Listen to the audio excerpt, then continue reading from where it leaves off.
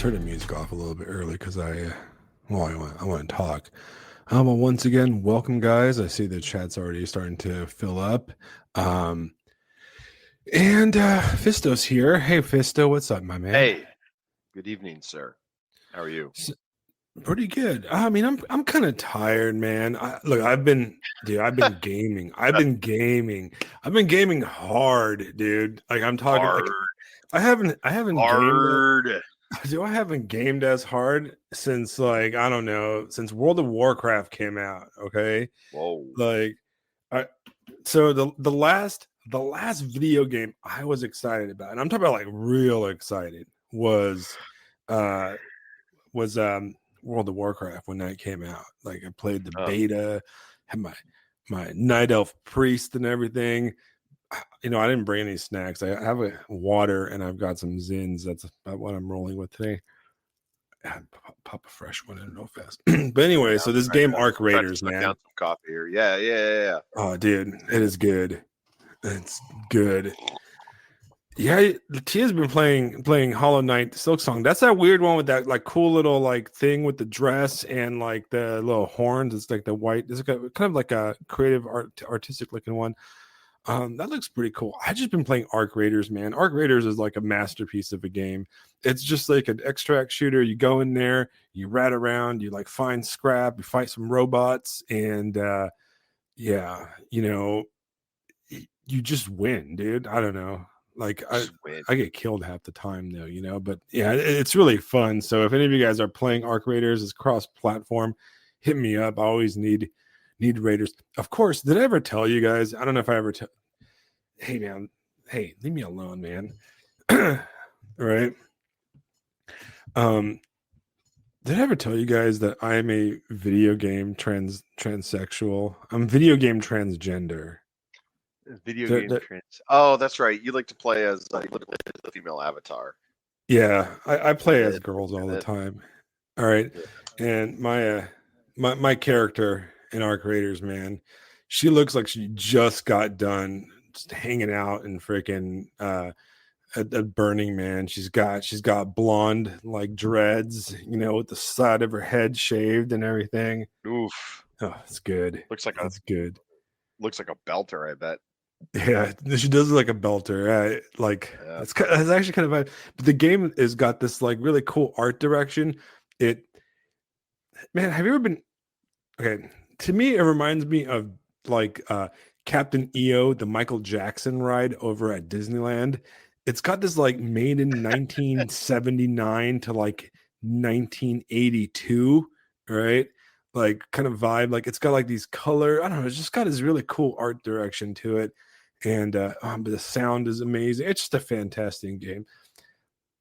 What Captain EO? Okay, so if you are you guys familiar with Captain EO? Are you familiar with Captain EO? Actually, no. I've never heard of this. I have no idea what you're talking about. So this is for okay. So this is like I'm not a Disneyland guy. Like I'm not like a Disney adult or whatever the You fuck, sure? right? But Are you sure? I grew up next to Disneyland, right? And I Oh, lived about 25 minutes from Disneyland. And if you lived in Disneyland, if you lived in like Southern California, you just go to Disneyland. That's what you do. It's there. It's like, right. hey, look, Yeah. it's right over there. Yeah. And it's a lot cheaper. They used to do like California resident passes where you do that. And they would do this maybe like 10 years ago or so. They used to do this like California resident pass where if you lived in California and you bought it with a California ID, it was a lot cheap for the like you could get a pretty cheap year pass. I mean, okay, look, it wasn't cheap. It was definitely you had to be like middle class, right? It's not like something you like. I couldn't afford it for like but like a bunch of kids and stuff, right? It was a few $100s a pop, right? But you bought this pass and you could just basically go all week, every day, like the entire year. And if you bought like the cheaper, like California resident pass, there were certain days that were like blackout days. Like you couldn't go like on holiday days or the days where like special events were happening. But for the most part, like it was pretty easy, right? Tia posted the YouTube video. So, anyways, at Disneyland, when I was growing up in Tomorrowland, like in the future land of Disneyland, there was this like 3D movie. It's not even a ride. It's like a movie, right? And you put on like your cheesy 3D glasses, and it's a like a 15-minute movie that is like it's a Jim Henson production, I believe, if I'm correct, with Michael Jackson. And this is really weird, like 3D, like post-apocalyptic space thing. And it's got this crazy like 80s like vibe, and there's like a dancing robot that turns into like a drum set. It's just really fucking out there, dude. And it's really cool. Rainbows and shit flying in 3D. It's got these like, I don't know, I used to love it when I was a little kid. And they got rid of it. They got rid of it at Disneyland. And they replaced it with like this other, like it was like Honey, I Shrunk the Kids in 3D or some shit like that. And nobody like it, right? And they ended up bringing back Captain EO, right? Like this is around the time Michael Jackson like passed away. They brought back Captain EO. And I remember this was like, it had to be over 10 years ago because it was before I met my wife. And I remember going there with a girlfriend of mine. And it was like a huge deal there. Like all like the diehard Michael Jackson / Disneyland people were like super excited that Captain EO is back. Anyways, the aesthetics of Arc Raiders is to me is very Captain EO, which I like. And I also like Michael Jackson. So there's Perfect. that. But that's what I've been doing, man. I have been just going to work, playing video games, hanging out with the kids, going to church. I missed Halloween. I missed Halloween because I worked nights that day. So by the time like I was hoping to get home in time and maybe like hang out with my daughter a little bit and eat some candy. But I guess my daughter went not my daughter, my wife with my daughter went trick-or-treating because my daughter's 7, so she's not going by herself. And they came back and they're like, oh, let's watch a horror movie. And then she passed out by the time like the credits like went. She was passed out on the couch. So by the time I got home, it was like I was done. Like she was sleeping. My wife was like, I'm exhausted after chasing a 70-year-old around. So you'll like this, just a little, just like a little extra Halloween stuff. So we watched Bram Stoker's Dracula on Halloween night. And I'd never seen it before. This is the old one with Gary Oldman as Dracula, and Winona Ryder. Winona Ryder, yeah. How could you have not seen? How could you have not seen this when that is like Winona Ryder peak? Because I'm uncultured swine. That's why. No, dude, like what a freaking entertaining movie. Such a good time. It was completely bonkers. I mean, Anthony Hopkins is Van Helsing, and he's like whipping it around. It's so great. And Gary Oldman, man, him as Dracula was that was cool. Keanu Reeves freaking sucked. It was so funny. It was so funny. But yeah, seeing why like all the big names in that one, it was like really impressive. I mean, it was a Francis Ford Coppola movie. Right? Oh yeah, it was bonkers. It was completely bonkers, and I actually saw that movie in theaters as a little kid. My mom and dad took me to it, which it wasn't like I don't think it's appropriate. I was probably like my daughter's age, I don't know if it's appropriate or not, but it was pretty weird, man. I like it. I still like it. I think it's got like I don't know. There's like Lucy, and she's got the red hair. It's pretty hot, dude. I'm not gonna lie. That's seared into my brain. Yeah, the red hair is perfect. But no, I think my favorite line is after they kill Lucy, and Van Helsing's like Tia's right. Like the whole Lucy part sticks into your brain. I remember like I haven't seen it in over a decade, and it's like Lucy, and then she's like ripping her bodice open, and her tits are hanging out, and then like it's I don't know. I liked it. Like what did you do to Lucy? And like, well, we ran a stake through her heart and chopped her head off. And he just like says it so matter of factly, like. And she comes holding a baby. She comes down the stairs into the crib holding the baby. Yeah, it's right. Like, it's pretty good. Nah, I think my favorite thing is how Van Helsing goes from just like this kind of creepy X-Files Mulder style kind of doctor dude, and then straight up Latin warrior monk, like just beating people to death with crosses. Like, what the fuck? It's just so entertaining. Such a good time. And again, Gary Oldman, man, doing like the old creepy Dracula, and then like the young, like every time he was on screen, especially as young Dracula, I was thinking of that note you posted like a long time ago. Do you remember this? Where people were ripping on Dracula, and you're just like, yeah, you just can't handle the Romanian Riz. Like that's what it is. I know. That's Like what it is. it's just anti-Romanian propaganda because we're too good with women. It Like I is. just can't laugh my It's ass like, he comes there, he rolls around on his ship. He's like, oh God, like, look, do you understand the effort this dude had to do? He had to get a ship in on the Black Sea. All right. So he had to travel from Transylvania, which is in the west of Romania, probably down the Danube. And then he had to have all that, like, that soil, because Transylvania is a region of like Romania, Moldova, right? And he had to bring this soil from a specific, like, the equivalent of an American state across state lines to the port city on the east on the Black Sea. Then he had to get onto the Demeter, which was a Russian ship, if I remember correctly. Then he had to sail. He had to sail all the way down from the Black Sea through, like, the Bosphorus over there, the strait right next to Constantinople. The Bosphorus Strait, through the Bosphorus Strait, into the Mediterranean, through the Strait of Gibraltar, and then north the Atlantic, all the way to London, right?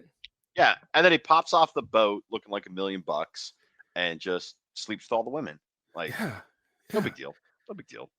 Yeah, and then he's got his soil. He's just an investor. He was investing in London real estate, and he sees Winona Ryder. I mean, look, for Winona Ryder, I too would travel across the Black Sea, the Mediterranean, 100%. And time and Atlantic, space, right? Time and space. But yeah, we did a Beetlejuice Dracula double feature. So that was double Winona.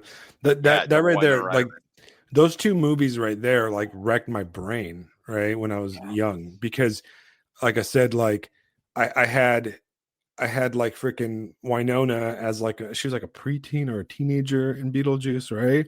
And I was like, I don't know, 6 years old when I first saw that movie. So I was like, okay, well, there goes my prototype of girl. And then I've got freaking Dracula a few years later, and I'm just like, well, fuck me, I'm ruined. Like my brain is just rotted, And then people go, oh, you're like the only person in the world that finds that girl from The Craft attractive. I'm like, shut up. I think she's pretty hot. The bad, what's her name? Firuza Balk or whatever. She's also in American History X as like the crazy Nazi chick. And then she's in a few other things.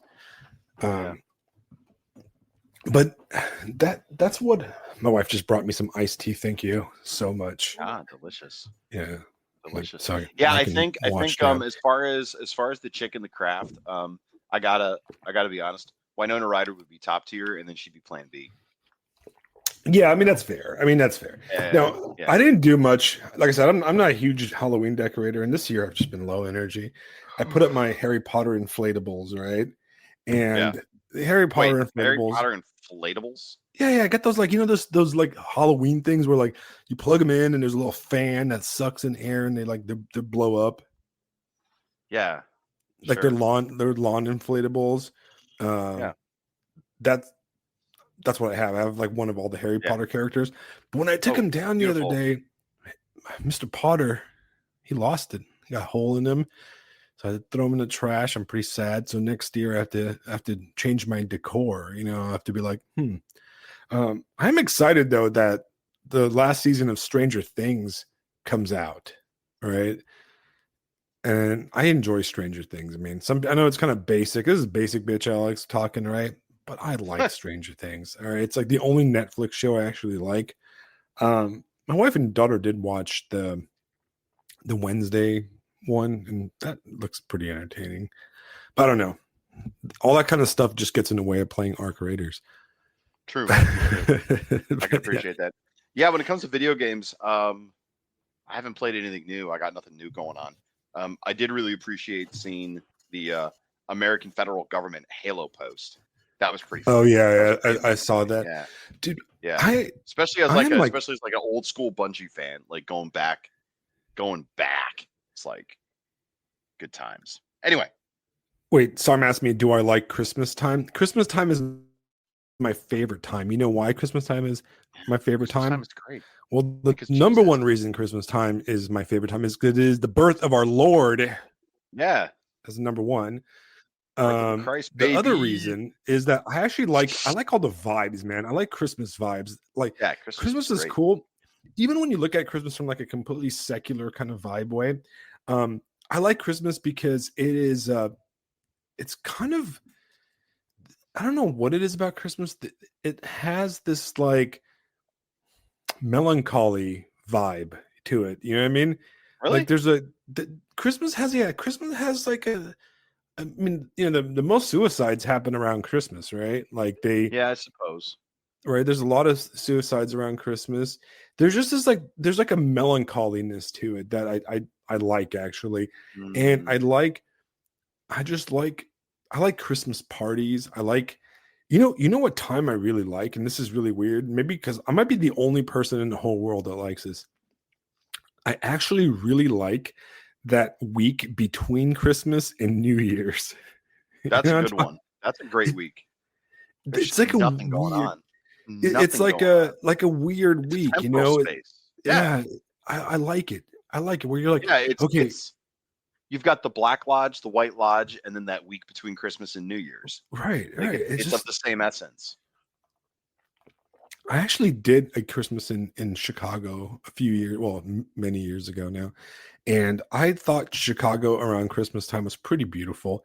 It Now for you guys, on a Phisto, you're from Ohio, so you've Great had Lakes, white sir. Christmases. Uh, The whitest of Christmases. I grew up in California, and for some reason, if you grew up in Southern California, Christmas is just always the sunniest day ever. Like there's never like, you never have like a cold Christmas. Even if you're having like a cold snap in Southern California, um you have like the 25th of December, you walk out in the morning and it is just palm trees, you know, 82 degrees, and you know, it's just always a beautiful day. So to me it's kind of cool to have like that, like Home Alone Christmas. I liked Christmas in Chicago because, well, I like the movie Home Alone, and it's another one of like those Yeah. childhood movies that I watched a lot growing up. And Home Yeah. Alone was like mostly, at least the exteriors and stuff, was in Evanston, which is like a kind of a suburb north of Chicago. And I was like walking around Evanston and stuff, you know, around Christmas. And then you go downtown and like there's like the Magnificent Mile, which is like, I don't know if you've ever been to Chicago. There's like a, it's like a Yeah. fucking Yeah. road downtown Yeah. and all these Yeah. big I've been to buildings Chicago and several stuff. times. Yeah. Also, you know, one of my favorite Christmas movies is, and it's not Die Hard, guys. Don't think. Why not? Why not I though? mean, Why not? I like Die Hard, but it's not my favorite movie. You know, my Mm. favorite Christmas movie is actually Batman Returns. It's true, right? You're Because like it's got the dogging on Die Christmas. Hard, and then yeah, but Batman Returns, magnificent film. No, but the Batman Returns is great, right? Like it's got like, oh, let's see what Copernican made. It's got this Yeah. like, it's got like, actually I think both Batman movies have the Christmas, right? Yeah, they do. You know, I really like that scene in Batman Returns when Oh, Michelle Pfeiffer as Catwoman is hanging out with Bruce Wayne, and they're like at that party, and they're like they say the mistletoe line, and then that's when they both realize that like he's Batman and she's Catwoman. It's right. such a great scene. Those are the best Batmans. They're the second best Batmans overall. First best Batman is the animated series, but yeah, I really like Batman Returns for a Christmas movie. I've always have. My daughter thought it was kind of scary, which is weird. She's not scared of anything, but she was afraid of the penguin. She's like, oh, and she got skeeved out by the penguin. The first time she saw it, the second time she's like, that's gay. But it's like it's You gotta always be good. you gotta be careful looking at this thing that Copernican made. It's Halo posting, and we would just have dead air for probably about 2 minutes while we watch this thing because I'm already like, yes, oh Well, the mugs, the I'll mugs. have to look at it. I have to look at it later then. Yeah, definitely check it out later. That'll be funny. Well, Well, you know, Oh, too fun. so in the chat, guys, I'm gonna read when I answer Go. the chat. I'm just gonna read it out that way people that listen to it not live will know. Jason McGinty in the chat says, at some point when you're a kid, you learn that the anticipation of opening presents is actually better than the presents themselves. The melancholy comes from knowing the post Christmas letdown is coming. I mean, yeah, I can see that, right? I feel like, okay, so here, I'll be serious for a second, right? One Yeah. reason Christmas is kind of melancholy for me is because my dad passed away around Christmas, right? I was actually Christmas shopping when I got a call that my dad died, and I always kind of like, since I was 19 when my dad passed away, and I never like, it always had that melancholy kind of feel to it. And now that I'm older, there's a lot of joy in Christmas because I get to share it again with my daughter, and that's really fun now. Like, but I always think back of like when I was a little kid. Like it's hard not to like reflect on when you're a little kid and like how you're having a good time with your family and all those get-togethers, and then you start thinking of people that aren't there anymore. Like your grandparents aren't there anymore, and that kind of stuff. And one of my oldest memories is I remember I have this like very vivid memory of I had to have been like 4 years old, and I was in my grandma's house, and this is back in Bucharest, and my dad, it's like, let's go sledding, and he takes me to the park, and it's this big central park kind of like park, right? And it was called the Chishmiju Gardens, and I went there recently 2 years ago. Took my daughter there. My dad takes me there.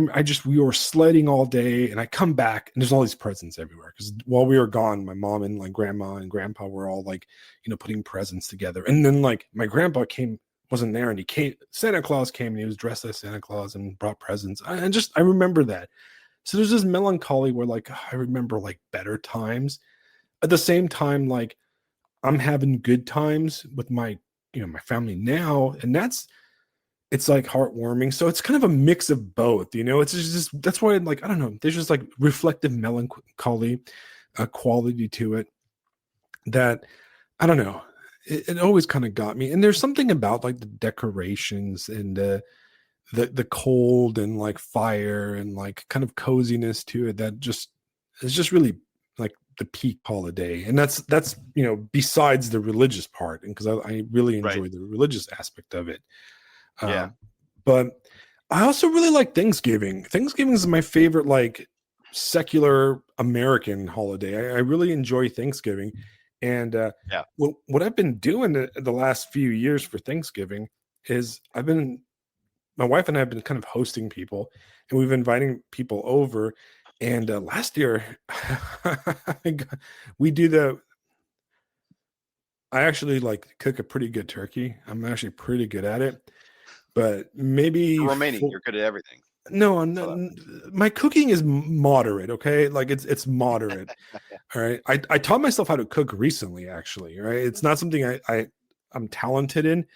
I didn't know how to turn a stove on like 7 years ago, to be honest. I didn't know shit, right? Like my mom cooked everything, and my grandma cooked everything, my dad cooked everything. And when my wife was pregnant with my daughter, I was like, okay, I cannot be useless, right? I have to be able to like cook because she's going to be pregnant, and when the baby comes, she's going to be taking care of the baby, and I'm not going to be a useless dude that doesn't know how to cook. So while she was pregnant, I started teaching myself how to cook, and I started to like learn the different like the different tools and the different like crock pots and cookeries and like mixers. And I like it. Like I enjoy it, right? And I actually do the majority of the cooking at home right now because my wife does not like. My wife is a fantastic cook. She's amazing. She just hates it, right? So I just kind of like take over. She like like she doesn't like to do it, even though she's great. So I just kind of took over, and I enjoy doing it. I really enjoy cooking. But a few years ago, I got to the point where I was making some really. I was on my turkey game was peak, right? And but one Thanksgiving, I would say maybe 3 to 4 years now, I got shingles. Right? I got shingles, and but let me tell you, man, shingles fucking sucks. It is like one of the most painful things I've ever experienced. Like it's just like your skin has like a blisters on it and it boils Ugh. and it like hurts and you have like a Ugh. fever and stuff. So I was like out. Like I'm Lord. like, I'm not having anybody over. I'm not cooking and any of this stuff. So my wife ended up going to Cracker Barrel and ordering like their turkey, like their turkey Ooh. dinner meal. Like you Yeah. can order like a group meal type thing. And we ordered that and it was actually really good. I was like, huh, that's pretty easy. So we kind of started doing that every year ever since then. And now what we do is we have people over and we go out and order the giant like catered turkey and everything with all the stuff. And I buy a bunch of wine and everybody comes over, we eat turkey, I drink a bunch of wine, I act like an asshole for a bit, and we play board games. Last year we played this game called Resistance, which is really good. It's like a party kind of board game. It's like it's a party game plus for like nerdy people, but it's like one of those betrayal games where you have to lie and stuff. Yeah. And we're just My yelling favorite. at each other. And then I'm on my third bottle of wine. And then somebody puts on Selena on the stereo. And then we're listening to like Mexican corrido, like murder ballads and stuff. Yeah, it's always fun. It's always fun, right? Sounds like an experience. Sounds like an experience. Yeah, for me, Christmas has that melancholy bit because it is winter. I always enjoyed running the gauntlet from Thanksgiving to Christmas because it's just like good food, and growing up in Northeast Ohio, you might get, nice snowfall and all that idyllic stuff. I want to comment slightly on what Sarm shared regarding people who don't like Thanksgiving. As a direct descendant of pilgrims, I love Thanksgiving because I get to dunk on all the people we conquered. So that makes the turkey extra tasty in my mind. Just Well, settler colonial turkey, delicious. You know what about that comment is? I just want people, okay, here's the thing. I want people to shut the fuck up. Okay. All right. Like, do you remember last episode? All right, we're equal opportunity. Shut up, retard. Okay. Yes. Last episode, everyone. I was like, stop with this like Halloweenish satanic pagan nonsense. Yeah, everybody shut up. Yeah. Yeah. Let the kids go out and enjoy candy and costumes and be out for the night. Shut up. Yes, okay. Correct. If you want to be like a super born again Christian Protestant and not do Halloween, that's fantastic. Why don't you just shut up about it? Just shut up. Just shut it. Close your mouth. Nobody wants to hear it. I don't care. All right.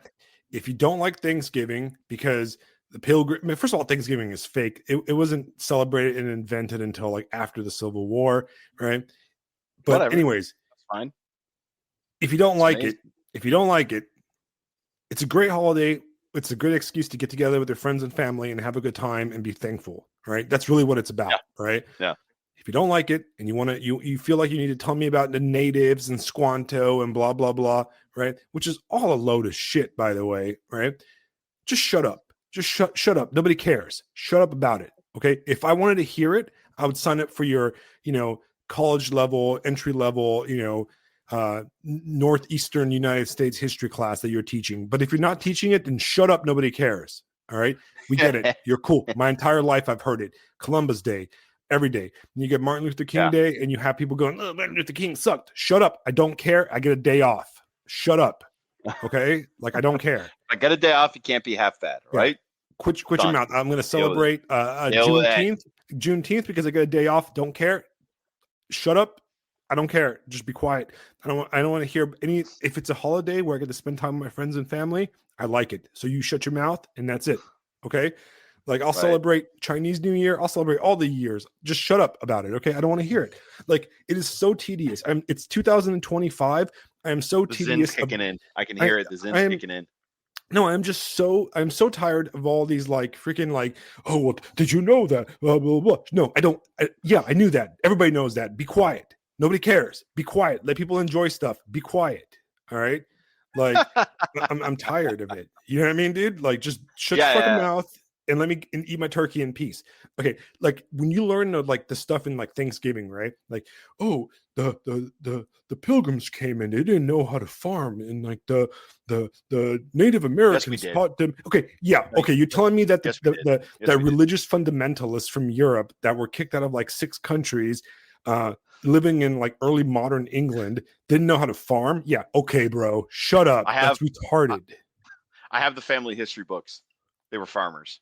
They Yeah. were. They knew how to It's farm. like They knew how to do stuff. They knew how to you're do those telling me that things. Everybody did. Everybody knew how to do that Didn't know stuff. how to bury dead stuff under the soil? No, no, Okay. Like, yeah, because they haven't been farming since the Stone Age, you know? Like, okay, yeah. just it's a cute story for children. Be quiet. Just be Yeah. quiet. All All it has right. to be. Like the whole all of it, the whole midwintery around all the holidays I've reached like peak. I don't care to even hear it anymore. Christmas is not a pagan holiday. Halloween is not a pagan holiday. I don't need your smart boy, girl that reads good girl comments. Okay. Shut up. Shut up. Okay. Yeah, It really, is really, really just we have to normalize. We have to normalize not letting people use I'm autistic for cover to just be a dick right. at the end of the day. Right. That's Look, what it is. I'm not American. I'm not even American, right? I Yeah. am. There is no Thanksgiving in Romania. There's nothing to be thankful for except our good looks and high IQs, right? Like, like Yeah. you just like, but I love it, and I've always loved it because I like to sit around with my family and enjoy a meal. I don't need to hear your opinions. You know what the best thing that I've done in the last 2 weeks? I think I've been on Substack like twice. I think the Yeah. last time I was on Substack before today was when I uploaded like the last episode, the one with Lisa, right? Yeah. And I really enjoyed having Lisa on. We just need to have Lisa on every day. She just needs to hang out. I don't know if she's in the chat, but if she is, hello, Lisa. Lisa's great to have on because it's kind of a day off for me. I just get Yeah, to surf and just yeah. listen to beautiful things get said. And she's got a It's good great. Love voice. it. We sound like Oh yeah. we sound like Frog and Toad over here, and then Lisa comes up Yeah, and absolutely. she's got this like radio voice with that Right. like continental Canadian accent to it, like okay. But anyways, yeah, it's tedious, and like joy kills are tedious, man. It's just don't be that person. Nobody cares anymore. Yeah. Do you remember that book? Maybe that I think it came out when I was like in high school. It was called like Lies My Teacher Told Me or something like that. Do you remember that book? Mm-hmm. Right. And it was basically like no, actually it rings a bell, but I never read it. Yeah. It's called Lies My Teacher Told Me and blah blah blah. And it was basically like a history of the United States or something like that. And it was this kind of shit lib book where like it deconstructs like it deconstructs like American history and like Christmas and Thanksgiving, blah blah blah, right? Well, it's like an entire generation of people took that book and made it their entire personality, right? Remember the whole like debunking everything? Like, let's debunk everything. How about you debunk your face, motherfucker? That's what like shut up. Nobody cares. Like, I don't know. And I'm not one of those people that's like, oh, people should just do. No, it's just shut up. No, you're just being an autistic retard and nobody cares, right? And Melancholy Yuga, Romanians are not swarthy, bro. Like, I grew up with blonde hair most of my life until my hair got darker. I've got green eyes. And my DNA is basically 100% Eastern European, and half my family is blonde. But interesting enough, right? But anyways, right? Anyways, we're gonna have good time for the holidays. And for you guys listening, this is our penultimate episode of season 2. Next week, we are gonna have the 40th episode of season 2, which is a good one to end it in. Last year, we kind of set the precedent of ending the season right before Thanksgiving. That way we can be thankful that we don't have to talk for a month. And then starting up the season right before Christmas. So I think we're going to stick to it. I like that idea. I looked it up today and I was like, oh, it is our penultimate episode. And 40 is a good one. You don't want to go over 40. And we're going to do a retrospective. We're going to talk about all the things that we talked about all year. So we're going to be like a 17-hour episode straight. 17 hours. Prepared. No, we're not doing it. It's going to be like Vladimir Putin getting interviewed by Tucker. Yeah. Back in 485 when whatever the hell that random dude was like, yo, and 75 hours later. But a brief divergence that lasts 16 hours. Yeah. It's like, well, to explain to you the current crisis going on in Eastern Europe, we have to start with Troy. Just you go on from there. I pulled that in class this week, kinda, but because you got to remember I'm teaching high school freshmen, but they just took their government test and it went really, really, really badly. So I'm having most of them kind of do like a reset, kind of do like a back to basics, like how you're supposed to act in school, and I've decided to do it by doing a unit on 9/11. Okay. All right. So I was looking for like a palate cleanse, and the way it works, like for folks that aren't teachers, in Florida you've got standards, and it's this list of shit that you're supposed to teach for every class. And one of the standards for my government class is hold on, I want to see if I can quote it from memory. Analyze the reaction of the United States and the world after the significant events of September 11. Like, how freaking broad is that, man? Right. And for someone like me, that's goddamn. That is kid in a candy store. I'm like, here we go. We're gonna go. Yeah, do that for a couple and of it weeks. was fortuitous, right? Because old Dick Cheney got picked up by Lucifer and taken straight to hell. So so clearly this was written in the heavens. But I started the unit, and it's great because the kids are like, what? I started the unit with the end of the Cold War, and I throw up a newspaper clipping of Mikhail Gorbachev, that famous one that says Mikhail Gorbachev resigns as the president of a country that no longer exists. And I was like, okay, guys, we're going to start learning. They're like, why are we learning about this? Because of the context. And then I get that like Charlie Day history meme when he's got all the Pepe Evil behind him, all that stuff. That's just been me for the past 3 days. Ultimately, it is proper context, right? Because it was, after all, if you want to be fair, the kicking off of Glasnost and the Perestroika stuff was due to the Soviet Union, having a rough time in Afghanistan, where I'm setting that up. we were funding and training the Mujahideen, right? Exactly. I like that word, Mujahideen, right? The Mujahideen. And we were giving them empires, baby. Yeah, we were giving them anti-air missiles, right? Like to knock down like Russian Hinds. And after that, like that like economically depressed the Soviet Union, and it led to like an openness, which eventually led to the collapse of the Soviet Union and the Eastern Bloc. With the collapse of the Soviet Union, you had a bunch of military weapons and crime and stuff spread all over that whole area. You had the Balkan Wars, which kicked off due to the collapse of the Yugoslavia. In Yugoslavia, the United States also funded and trained Al Qaeda operatives, aka Bin Laden, in Serbia and in Albania, which later then, once that ended, they became Al Qaeda, and then the Mujahideen Taliban fighters. I mean, when I was in Afghanistan, there was Russian tanks like strewn all over that place, man. There was like a bunch of I remember real close to where my patrol base was. There was like this field, and there was like 4 BMPs, like just rusted up, BMP shells. Historical artifacts, my friend. Yeah, we never could go by them because we were told that there's IEDs all over the damn thing. So they're like, don't go near those things. But I mean, probably you're gonna get all these history nerds who are like, "Oh man, it's a Russian BM," and then get the face blown just get freaking yeeted, So there's a lot. There's a lot of you can connect that all the way back to Troy if you really wanted to.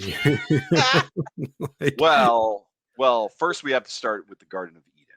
Right, and it all goes back there. It's been a lot of fun. But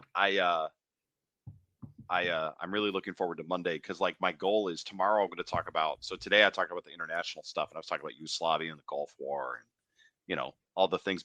Basically the United States flexing its unipolar cock and smacking everybody with it.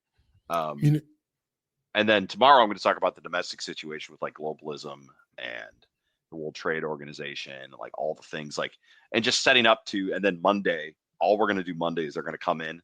And I found this really great 10-minute documentary that is complete. It's not even a documentary. It's clips from 9/11, and it's all the famous clips, and they just knit it together in a way that's like, holy shit. So I'm just gonna throw that on and be like, all right, guys, let's talk about it. So what do you think? How And it ends wild with, how yeah, wild is it that you're teaching kids that were not even alive for it? yeah, no, they're born a decade. Yeah, yeah, my students are born a decade after this. Ah, dude, it's been a lot of fun, and the questions that they're answering and or the questions that they're asking, the stuff they're asking, it's great stuff. They're like, why are we learning this? Why is the world like this? What's going on? Why is this happening? Why is this happening? Why is this happening? I could talk about like the IMF, the G7, like development, quote unquote. Like, come on, guys, here's the real stuff. How old are you? How old are your kids? Like your They're high students? school freshmen. They're all 14 and 15. 14. So what year were they? What year were they born? 2000. 2011 and 2010. Okay.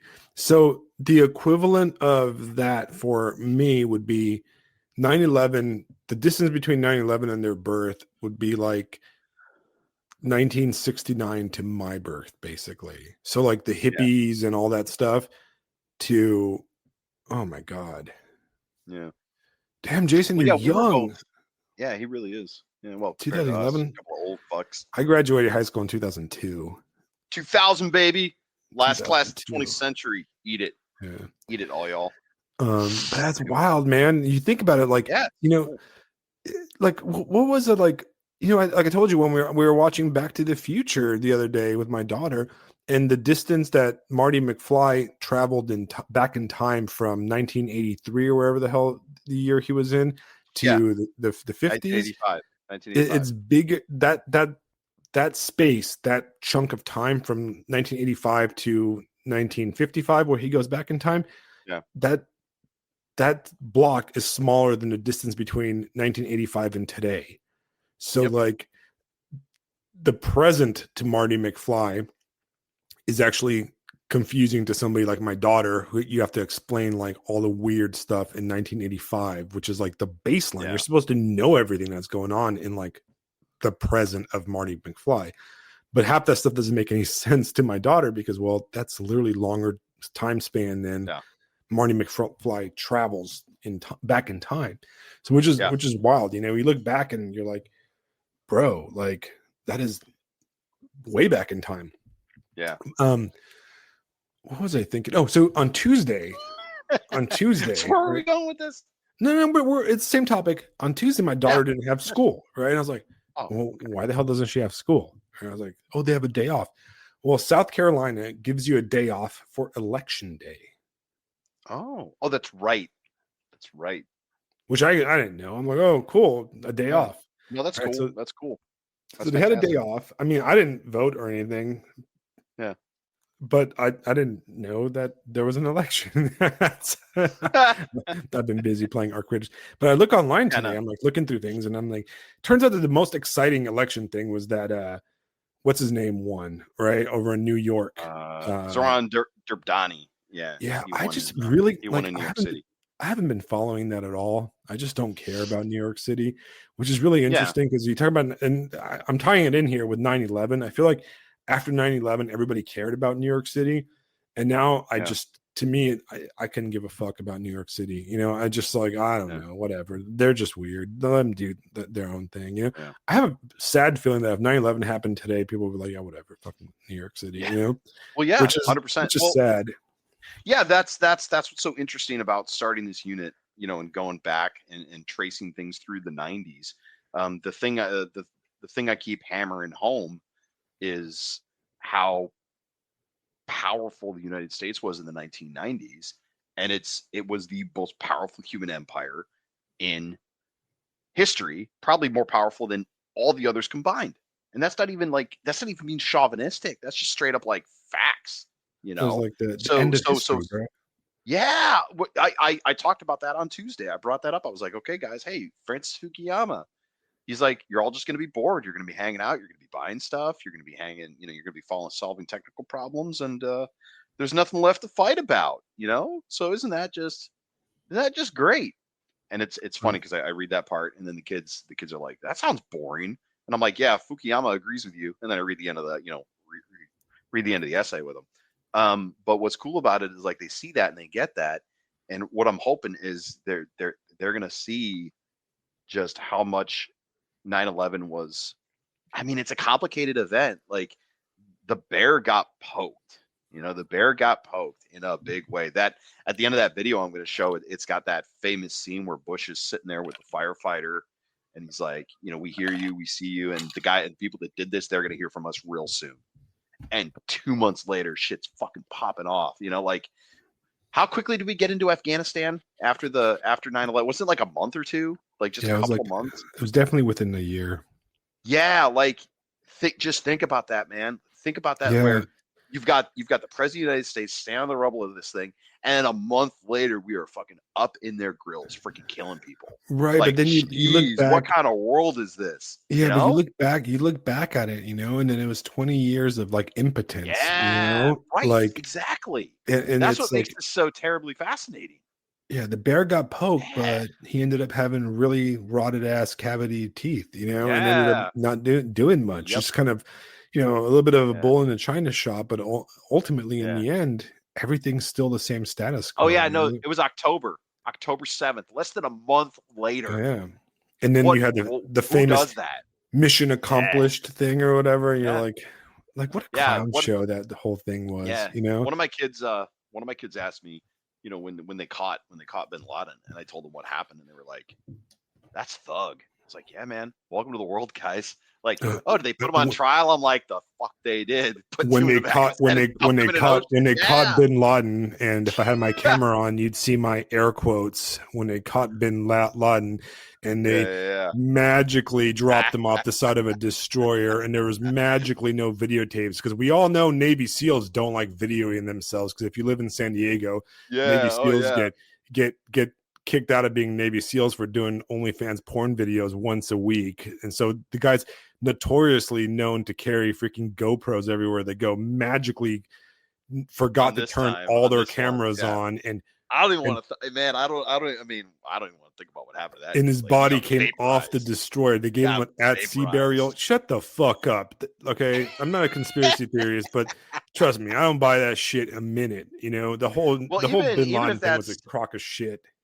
Even if that's really what happened, like, and I'm gonna approach it from kind of a normie sort of, I gotta approach it from a normie sort of thing, because they got to get the basic story before they start getting into any kind of out there stuff. Before we discuss steel beams and USS Liberty. Yeah, right, exactly. But like, even if what happened as advertised, that's still pretty like. It's did history end? Yeah, obviously not. Obviously not. There are things to be fought about still. Right. Which is good though, because it shows the world isn't dead at the end of the day. Like, people fight about this stuff because it's important, because it matters. And if there's nothing to fight about, and if history, and we just sat around and bought shit off Amazon all day, I mean, that kind of sounds like Antichrist hell as far as I'm concerned. Right. So, hey, whatever. Like I said, I'm not a huge conspiracy theory dude, but that's one story I've always been like, okay, okay, like, sure there, bros. Like, you just shot him and threw him off the boat. You bothered to put his body on a ship and fly. Like, I don't know if you looked at a map, but there's not a lot of water around Afghanistan, right? Well, he was found in Pakistan, wasn't he? Outside of Islamabad, on the border, supposedly. Yeah, on the border, and they flew him to a destroyer. They flew his body to a destroyer, and like, come on, we're stretching, okay? I'm looking at a map here. I'm looking at a map because I actually want to see. Yeah, that's a bit of a haul. That's a bit of a haul, because that's so they shot this dude. Yeah, they shot this dude in a compound. Yeah. Right, and they dragged his body up into a Black Hawk and flew his body onto a destroyer far as fuck away, and then they threw his body in the water. Like, come on, dude, you're stretching the believability of any. Like, have we ever done anything like that in the history of the United States? No, never. It was a Barack Obama media coup. Oh yeah, right. It was like, I'm ending this war, and finally, I mean, we got to be him. honest, oh, look at me, I'm great. Yeah, like it was basically Barack Obama's version of like George Bush declaring mission accomplished on the Yeah, aircraft carrier, yeah, you're and right. it's like, no, I don't Yeah, you're buy it. right. I don't. Yeah. I feel like, What do you think really happened? What do you think really happened? well, okay, I'm this is serious. conspiracy theory. This is just theory. Do This it. is not this Do is it. not even this is not even like conspiracy. This is Alex theory, okay? I Nice. Even think better. that I am skeptical of Al Qaeda, period. Right? Oh, okay. I'm All right. skeptical of I'm skeptical of the Taliban itself. I don't think there was any. I think a lot of it was media manufactured. We needed a bad guy at the end of history, and I think Yeah. uh, I just don't think that like they were. I don't think either Al Qaeda or the Taliban was this well organized, oiled machine. We were so obsessed, especially in the George Bush era, with having the axis of evil, and Right. we wanted to fight the Nazis again, but the Right. Islamo-fascists or whatever. Right. And Islamists are just not that, dude. They're all mostly retarded for the most part, and they can't they can't muster any type of real like opposition, and a lot of it was just like, okay, so when I was in Afghanistan, everybody was in the Taliban one day, and then nobody was in the Taliban the next day. They would just swap flags outside their houses whenever they felt like it, right? So they were in the Right. Taliban when the Taliban came around, and they were anti-Taliban when we came around with money. They were opportunists, What, we came around and with money. basically, right? And like we were like, oh, like Taliban Joe is building the bridge that we're paying for, and he's like our ally. And the next day, he's in the Taliban popping off shots because the Taliban's paying them to pop off shots. We had Yeah. rules of engagement where we were told that we cannot fire back if somebody takes pop shots at us from far away. We're not supposed to fire back on them, and the reason was because the Taliban or forces, would be like would pay these guys a few $100 to take pop shots at us and Yeah. maybe kill one person or something, right? And we knew that these guys were just doing it for the money. So you had Muhammad Joe out there, the farmer. He'd come out with some like Mohsen Nagant from like 1919, right? That his like great grandpapa, the Mujahideen, that probably used it to fight against the British in the 19th century, right? And he'd take a pop shot from like, I don't know, if the round hit you, it probably wouldn't even like scratch you so far away, right? And he would drop the gun and run, right? And the whole point was to collect that paycheck. So we're not going to sit here and like drop a freaking tomahawk or like artillery round onto him, So it was just like whatever, dude. Whatever. Who cares, Whatever. He's just having a good time. Let him be the hero. Where he's making One his time. money, he's making Yeah, the 50 one time, bucks or whatever. one time Taliban Tom, Right. fought the oppressor. They were all Taliban, every single one of them, but the Taliban was this nebulous thing, It's like I think it was this sinister organization of masterminds.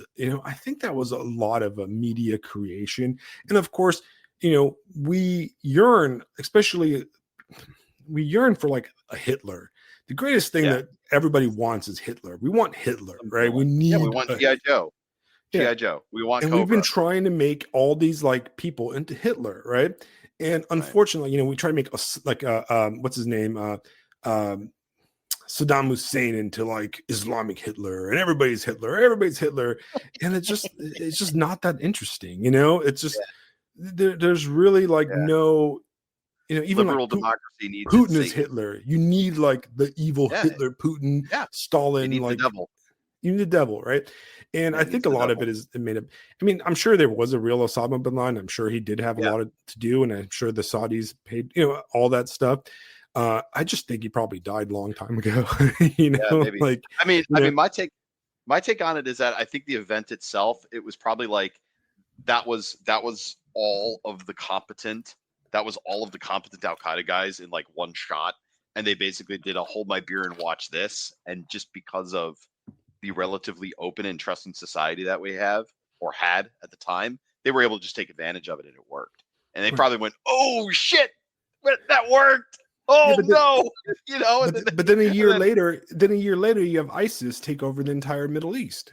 Right. Exactly. And was that Hitler too? It's just, Well, and then you have like Al Shabaab, and you have all these. It's always these like organizations that are nebulous and vague that are like yeah, the it's all great yeah. evil. And I'm Yeah. not saying that these people are not our enemies or not evil, but No, yeah.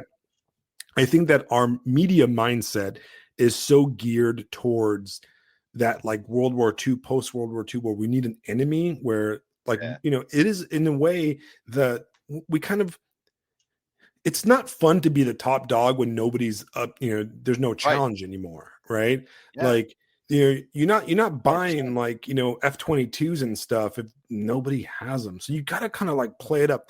It's like Yeah. anybody that like is into like military simulation and military like history and stuff knows that when like the United States Navy does like combat trials at sea, right?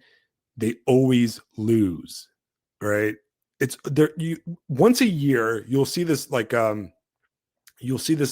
news article that's like, oh, the United States Seventh Fleet went up against a simulated Chinese Navy and was decimated, blah, blah, blah, sponsored by Northrop Grumman. But you can fix that solution by buying our Yeah. new surface to sea missiles and super expensive Win the taxpayer next war funded game. radar systems, or else you will lose. Like this exercise that we did not sponsor, but we did sponsor, and now we We did not totally run sponsored. and make you lose on purpose. It happens all the time, dude. That's like the oldest Yeah. trick in like the military Marketing. industrial complex, Marketing. right? You need an enemy because if you have an enemy, you buy weapons, right? And Yeah. if like no enemies is bad, right? It just I don't know. That's how I buy it, No, Um, makes sense. I think that's a good take, man. I think it's not a bad way to look at it at all. right. And Um, so, like I said, I'm telling you yeah. guys, like look historically, look through any of the Army, like Marine Corps, like news. They have like the Navy Times and Marine Corps Times, Army Times, and stuff. Every time there's an exercise, we lose, and that's a great exercise. That's a great piece of paper for a senator to be like, "Hey, well, I think we should assign $8 billion of taxpayer money into this new Bradley fighting vehicle upgrade." Blah blah blah. So yeah, man, that's the game, dude. That's how it works, right? Um, but yeah, so New York elected Madani or whatever. I haven't been following it. I don't know if we have any New Yorkers in here. I don't know if she's in Any New here. Yorkers in chat? Any New We, Yorkers in we've chat? had several New York guests on the podcast, um, and I am not a huge New Yorker.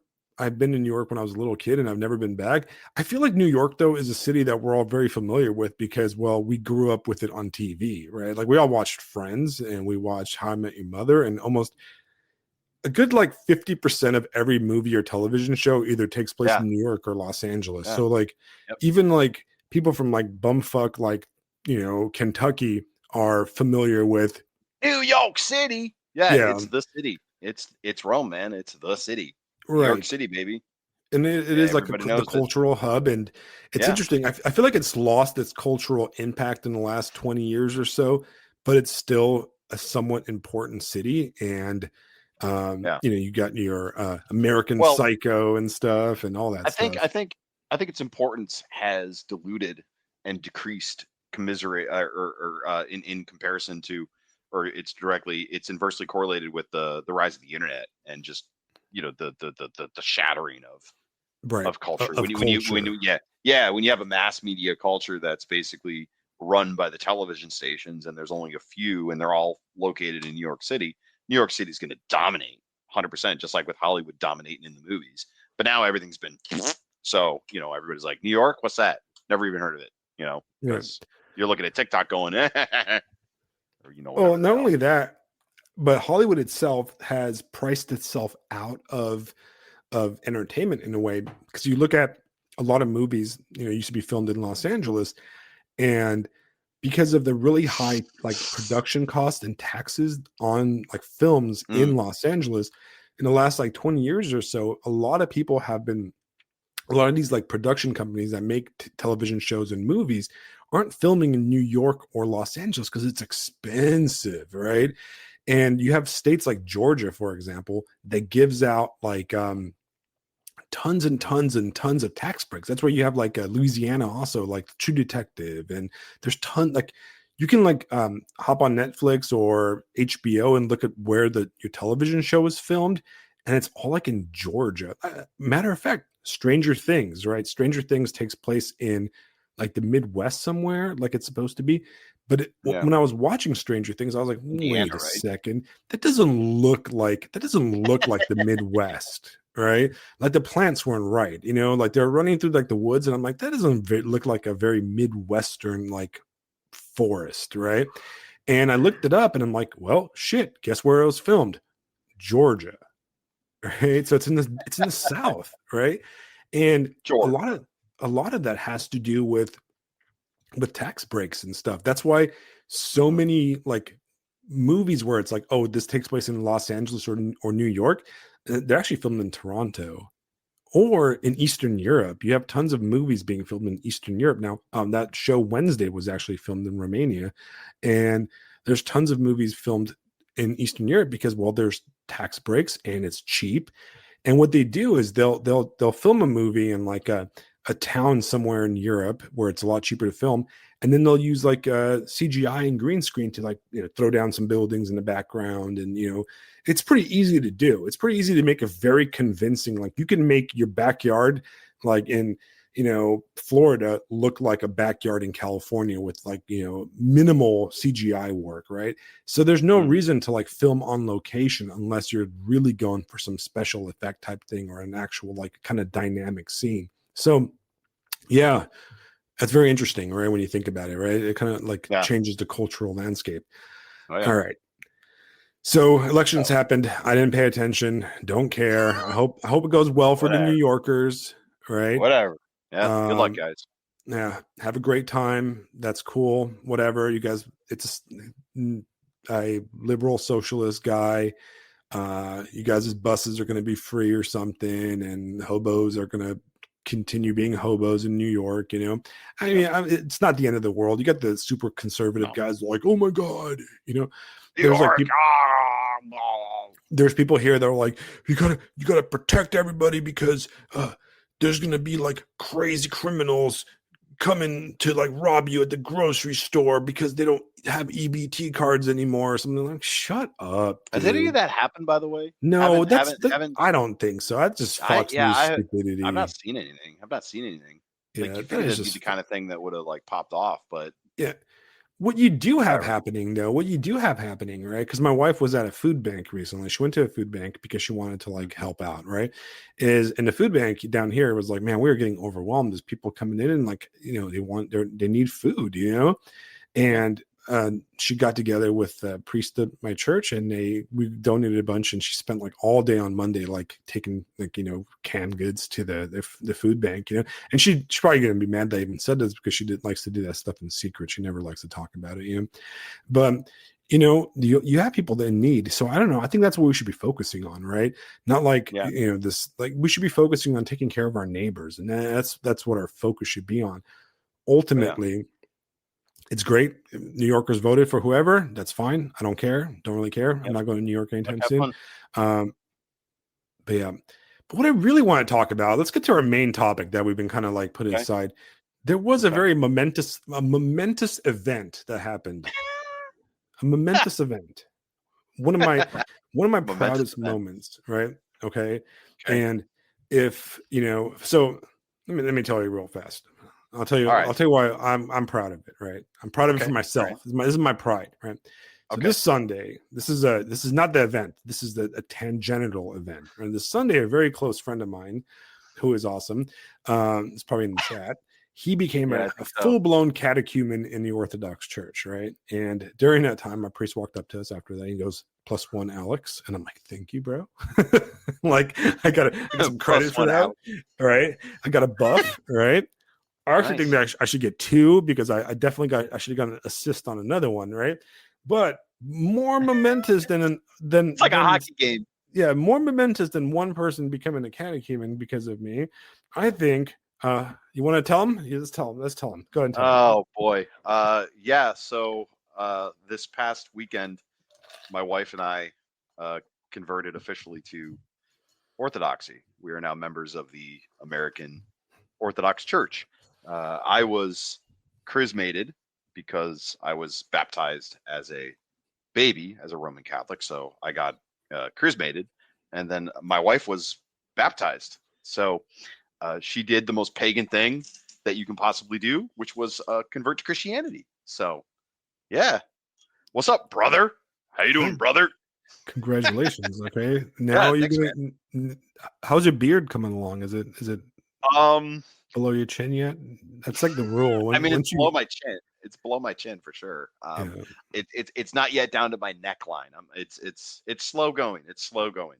Uh, right. but I am trying to be patient with the development of my internal holiness. Um, but no, yeah, it was kind of a big deal. Actually that happened Saturday. Did first confession, did first communion, did the whole shebang, and I mean, for me personally, it was kind of a long time coming. Right. Um, at least as far as like my return to faith, because some people probably know I was Protestant for a very very long time, and then I got burned out on that, and then I spent 20 years wandering the prodigal desert, tasting as much and feeling as much as a man can, before I finally decided to repent. And this is the church that I found myself drawn back to. So be it. Oh, Um, welcome. yeah, my wife is a lot more surprised. She is, basically a sexy art hoe and comes from theater and like all that kind of stuff. So she's like as surprised as anybody. Like, yeah, I'm an Orthodox Christian now. And she's like, yeah, this is pretty great. Like, yeah, it's we've been doing all this stuff and the things. And I don't know, man. It's actually kind of hard to. I feel kind of embarrassed talking about it because it's just such like I'm still wrapping my head around it. I'm still trying to wrap my own head around. That Well, happened, and it was almost like I had no choice in the matter. Which I suppose is the idea. right. But We don't have a but choice. yeah, I mean, you tell I me, really don't. like, if I met myself 20 years ago and I met Alex of today, it was me in, 2002, I'd be like, Yeah, what? Get out of here, man. Get out of here, dude. Like, let's go to a bar, bro. And I know, I mean, it's a wonderful thing. It's like, you just, one of the things that I've noticed about the Orthodox Church, which now I guess we're an officially Orthodox bro podcast. oh So I'll no, be, no. Let's try to avoid that. Let's try to avoid ortho, bro. That we're is, gonna we're gonna I have have to no get interest. we're gonna get an email from like what's that Orthodox like network Oh, is there the we have to join the club? ancient faith Yeah, ancient radio is faith. gonna send Perfect. us an email. They're gonna be like, hey, you guys want to be on our no reason. They're never gonna do that. We're too much. Right. We're too rowdy. We're too unclean. They're gonna All listen to right. us. Then they're gonna be like, never mind. Never They're like, mind. did You are you no longer confess required. today? Yeah, you're no longer welcome. No, I'm sure they would like us. Um, right, but yeah, I think one of the things is that you end up finding a church, and you find the church in our case, Yeah. and you Yeah. just it just feels right. Like Yeah. it's interesting. Yeah. Like when for me it was a return, and for you it was a first time thing. And I remember when you first Yeah. told me, if I remember how, like, I don't know if you guys remember, but I forgot who was on the podcast where I was like, I'm gonna go to church. I'm gonna go to church. I'm gonna do it. I'm gonna do it. Right. And I didn't. I didn't for like a few weeks. And then I finally, like, I think it was it was Noah, right? Or no, I can't oh remember. man. It was I an remember episode. that conversation though. I remember that conversation. Yeah, You and were I was like, like, "It's gonna okay, happen. I'm going for I'm gonna do it. sure this I'm gonna do it. Sunday. I'm gonna do it. And I I'm gonna do it." didn't. I didn't. Like, I had excuses and stuff. And I finally went, and for me it was a return. It was a return Yeah. home. I was returning after many years of being away. And then eventually, like a few weeks later, you went, Yep. and you're like, oh, it was perfect. And it's like, It's awesome. I was nervous to bring my wife into it. I was like, Yeah. she's not going to like it. It's going to be a lot of work.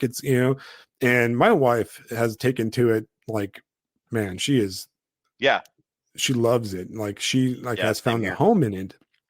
Yeah. And Yeah. That's the like, I experience see I've that, I follow too. your wife on social media too, and I see her stuff all the time, and I'm like, it just warms my heart. Like a Yeah, little man. smile, maybe a little heart emoji appears on my heart. It like stutters for 1 minute, and I'm like, yep, that's cool. And then it goes back to being a frown. But it there's what's exciting about it, I think, is that it's just so like the beginning of a journey. You're like, okay, now I'm Yeah. baptized, but now you've got like 10 years to even learn the basics. It's just so much. Like for you guys that are Protestant, you go to church and it's like it's pretty simple, but for us, it's like, man, it's like it's like when you go from being a catechumen to being baptized, it's like going you like when you're a catechumen, you feel like you know everything, but then you're like you realize you're just like in the lobby, Yeah. and then you're actually let into the library for the first time. You're like, oh, okay, that was just a tutorial. That was the tutorial. Now Yeah. there's like 90 levels worth of like learning I have to do. And it's a lifetime thing. It's a lifetime of Yeah. learning and a lifetime of work and stuff. So I'm very happy. Yeah. I'm glad that you become one of us and you're a brother in Christ. And it makes me happy. So I should get a +2 to my number, right? +2. Yeah. Right. Right. Yeah. Yep. You're racking it up. You're racking it up. So humble. So It humble. was it was Isaiah that was on the episode where I said we're gonna Oh, go. that's right. That's who it Yes. was. That's It correct. was That's Isaiah. correct. Um, but yeah, like it's just such a wonderful thing. And I kind of want to go home to Bucharest very soon when I get some extra cash.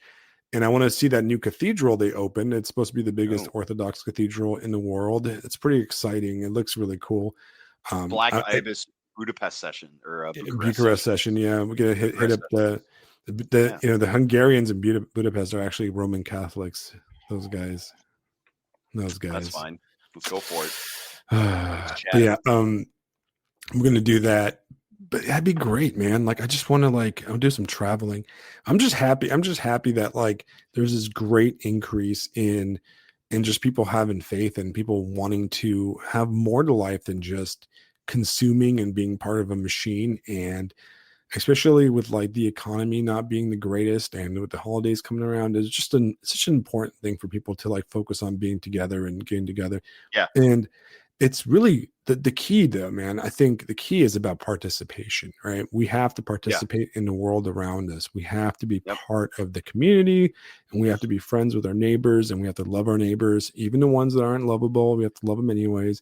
We Hmm. need to take care of the people, even if we disagree with them. And that's a strength. When people say, Yeah. "Oh, you weak," no, that's strength. Okay, like it's easy to hate people. It's easy to like send people away and turn your back on them, but caring for people, that's hard. That's real. That's where the real work is, right? Well, So I'm glad.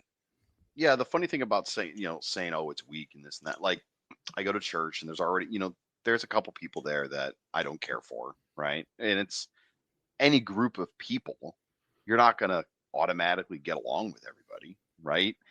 But like it's so mild. The disagreement, it's just whatever, it's just how people are. You know what I mean? Right. It's and if you can't manage if you can't manage just preference in personality, I mean, you're not gonna do anything. You're not gonna be Right. able to accomplish Right. anything. Like, oh yeah, I'm strong because the lady who tries to act like my mother at church is super annoying and I hate her. And it's no, shut up, dude. Just stop. Just let her be her and relax and stop being an asshole. And Right. you're not even gonna see her in 20 minutes anyway. You're gonna be walking out of there. So it's like relax. I don't know about you. I Yeah. don't walk out of there. I'm there until like 5 p.m. every day. I'm just Yeah, no, yeah, yeah, yeah. No, talk. you're doing the priest maxing. Yeah, But I'm just hanging out. I just yeah, hang out at church. We're actually gonna go hang out at church. Well, I'm going to Vespers tomorrow, nice. which which is something I try my best to make it to Vespers as much as possible. It's just it's far, and well that's just an excuse. Okay, I'm just making Yeah, excuses now. But yeah. Weak. No, I'm just kidding. yeah, I know. I'm like, but we're doing a Saturday Vespers and a Oh, basically nice. a feast. We're doing a Thanksgiving feast because for you non-ortho bros here, the our big fast is starting this week, next week, Yes, right? So we're going to yes, be fasting from basically now until Christmas, right? yeah, And it's that's a pretty big deal. Fasts are a pretty big deal in the Orthodox Church, and I actually I like the fasting. I really today, like we don't eat meat today, and because it's Wednesday, and I enjoy fasting. I like the challenge. It's really makes you think about like how much you consume, your consumption Yeah, level, your yeah, like it really like you don't it's important not to be like a rules monger about it. You're not like reading right. ingredients and that kind of thing, but it's really a tool to help you spiritually and find, like kind of like analyze what you consume, what you intake, and what you put into your It's body. yeah, it's very beneficial in the society that we live in because I mean we live in a culture that is founded upon and runs on this the seven deadly sins, Right. gluttony, you know, avarice and greed among all things.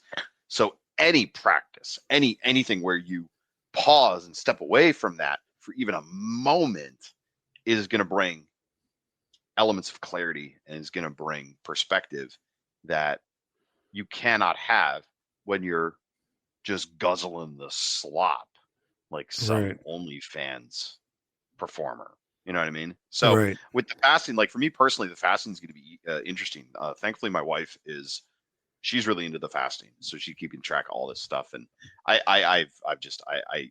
off in la la land thinking about 9/11 and the Cold War, so I don't keep track of things very well. So she's helping me with that. But as a diabetic, it'll be interesting because like with type 1, there are certain things like the fast where you don't eat until 3 o'clock and stuff. I'm like, no, that's not gonna work. But I also at the same time realize that as I do the fasting and as I do things, I may actually get to the point where I feel brave enough to give it a try. And then, when I'm ready, I will. Or Right. not when I'm ready, when the time is correct, it will I simply trust that it'll take care of itself and I will go in the direction that I go. And that's one of the things that I've liked about our church and the way that they approach holiness and the way that they approach Christ is just you have to show up, you have to participate, and he really does actually he really does actually do the work, and it's Right. such a change. It's such a change from Protestantism and my previous churches where it's you got to do the work, you got to do the work. As much as they try to say that you don't have to do the work, there's no but that isn't actually how it functions, at least from where I've been. And yeah, Jason, I'm gonna have a conversation with him about that for sure. We just haven't had the opportunity. But yeah, it's the whole seriousness of it is what ultimately just made me go, "Yep, this is correct." It's actually interesting. Before we decided that, "Yep, this is our church and this is what we want to do," we actually visited a different church, and it was such a letdown from what we were used to with the Orthodox Church. Afterwards, we were like, "Nope, nope, Orthodox. Nope, that's it. That's like it was like a light. It was like I remember the walk that we took afterwards. We were walking around the park near where we live, and we just went, nope, that's it. That's it. We don't want to go to the styrofoam plastic place. We want to go to the real place. And then it's funny because it's not like we had a conversation with our priest about it. But like 2 weeks later, he's like, so yeah, we're gonna go and get you in next week. We're gonna make it official. It was almost like, oh, did someone tell you? Like, did someone let you know? Well, yeah, that is the serendipity of it, man. It's just Right. creepy. It It's is. not It's it's wild, creepy. right? Yeah, it's creepy, but it's creepy in that way where like your spine kind of tingles a little bit, and you feel the hair on the back of your neck go up because you're going, oh shit, it is real. Oh no. Right. Well, it's one of the things. One of the Oh boy. things that my wife and I noticed is that the first almost every Sunday during the liturgy and the homily, it feels like our priest and just the liturgical calendar seems to like perfectly like match with what's going on in my life. Yeah, there's that Like rhythm. There's that we rhythm. we have this like it'll be Saturday night and we'll have this like long 3-hour conversation about a certain topic, like where we're racking with this idea, and we're sitting here talking about this, and the next day well, that's what the topic is about. Like, what? It's like he's speaking straight to me, like, I'm like, oh my, that's like such the timing is like, just perfect. Yeah. And well, I've been reading from the lives of I've been reading from the lives of saints, and also the some prayer books and different things. And it's just the idea that what else is there to study? What else is there to talk about? Study the scriptures, study what's happened, study what God's done, and then it's you'll see the rest. You'll see everything else. The veil will be pierced. The fog will slowly begin to, float away. And I'm 100,000% convinced I've only seen a tiniest, like I am evil and retarded level of stuff. You know what I mean? right, Just the tiniest bit. because there's so much Uh, there's so much depth, yeah. and there's so Well, much, yeah. but Yeah. Just you don't need. Here's the thing, though. The good thing is, in a way, you don't particularly need. It is the church is wide and deep. The faith is yes. wide and deep, but Yeah. you know, you can fill yourself up with enough, right? Like you don't have to Yeah. drink it all up. Like you don't have to go all the way all the time. The goal should be to Right. do that. But you know what? Like you can get like tons of depth from a surface level, but also like if you really want to like, go into like a deep academic kind of study, you can absolutely do that. You can, and it's interesting because I'll sit around after liturgy and after coffee hour. Well, we don't like to call it coffee hour at our church. Our priest likes to call it a common meal because he says coffee hour sounds kind of corny. And I kind of agree with them. Like he's like, oh, we're sharing a common meal. I think I like that better, to be honest. Right. But it seems to be that coffee hour is like the trendy kind of thing that Yeah. Orthodox churches Just call call it it. happy hour. You start calling it happy hour. Yeah, That'd be the way to go. that's a good idea. Yeah, but Yeah. Happy hour would sometimes be we'll classic. sit around with like all the friends, some of the friends. There's a few of us that are like deep into theological kind of conversations, and we'll sit around and we'll talk. And it's I usually walk out and I chase the kids around. Like last Sunday, I was playing hide and seek with a bunch of the kids, and then I walk in and my wife is sitting there with like 5 other people, and they're having this deep theological conversation about something. And then I look at the clock, I look at my watch. It's like, oh well, it's 5 o'clock again, and we're like, great. I'm getting home after sunset. I'll leave, But what's great about it is that you can really go deep. But what I noticed is that every single person has approaches it from a different, like kind of different perspective in a way. Like things that my wife, for example, has like a hang up on, or things that she's like really like about, like she thinks about, right? I don't even consider. It's really weird. Like, and then things that I consider or like I have questions about, my wife's like, "Oh no, I never thought about it that way," or like it didn't bother me. Like I'm talking about like simple things like how you do, how you take a communion with the spoon, right? Like Hmm. some like I never thought about it. She's like, "Well, how do you like do that? How do you do the communion? Like, do you use your teeth? Do that kind of stuff, right?" And to me, I'm like, I don't know, you just put the spoon in your mouth and you eat it. I Yeah. never thought about it, right? But then I thought about what she said. I'm like, well, that makes sense. And it seems like 5 other people in the crowd were all on the same topic. The other thing is like I've learned to really appreciate, because like, I come from while I'm a lifelong Orthodox believer, I also had a long period of non-involvement with the church, atheism basically. Yeah. And I've always tended to, in the past, really dislike the Old Testament. And a lot of my dislike of the Old Testament was really I just disliked Protestants, and Protestants tend to focus on like Old Testament nonsense for some reason. When you get into like New Age, not young Earth creationism and that kind of stuff. Oh. And Yeah. it is a theological minefield when it comes to interdenominational kind of discussions. So I tended to avoid that, and I was like, I just don't really want to get into it. I don't want to have conversations about it. But we've been doing a not bi-weekly, but every other week or so. I forgot what that's called. Is that bi-weekly or bi-monthly class on it, where one of the guys at our church, a really great guy, real smart dude, he's been teaching classes on Genesis. And I'm like enthralled, and I'm learning these stories for the second, third time. I've read it before in the past, but now I'm getting the very interesting perspective on him, and I'm finding so much depth there now that I've kind of come more into the path, right? I've followed the faith more, and I'm like, wow, this is some really interesting stuff that I never thought about, and the different like a typology of looking at uh this kind of like the typological reading of the Old Testament is just such a fascinating thing, and it just makes me want to like I'll go to church on Sunday and I'll sit through one of these classes after church, and then I'll just sit there and like order like 20 books online just so I can read about it, and it's just such a fascinating in-depth thing. Now there's always this warning, right? And the warning is that once you become, look, here's the truth, man. The way you look at it is that you won, right? You've crossed the finish line to a certain degree, right? At least you've won, right?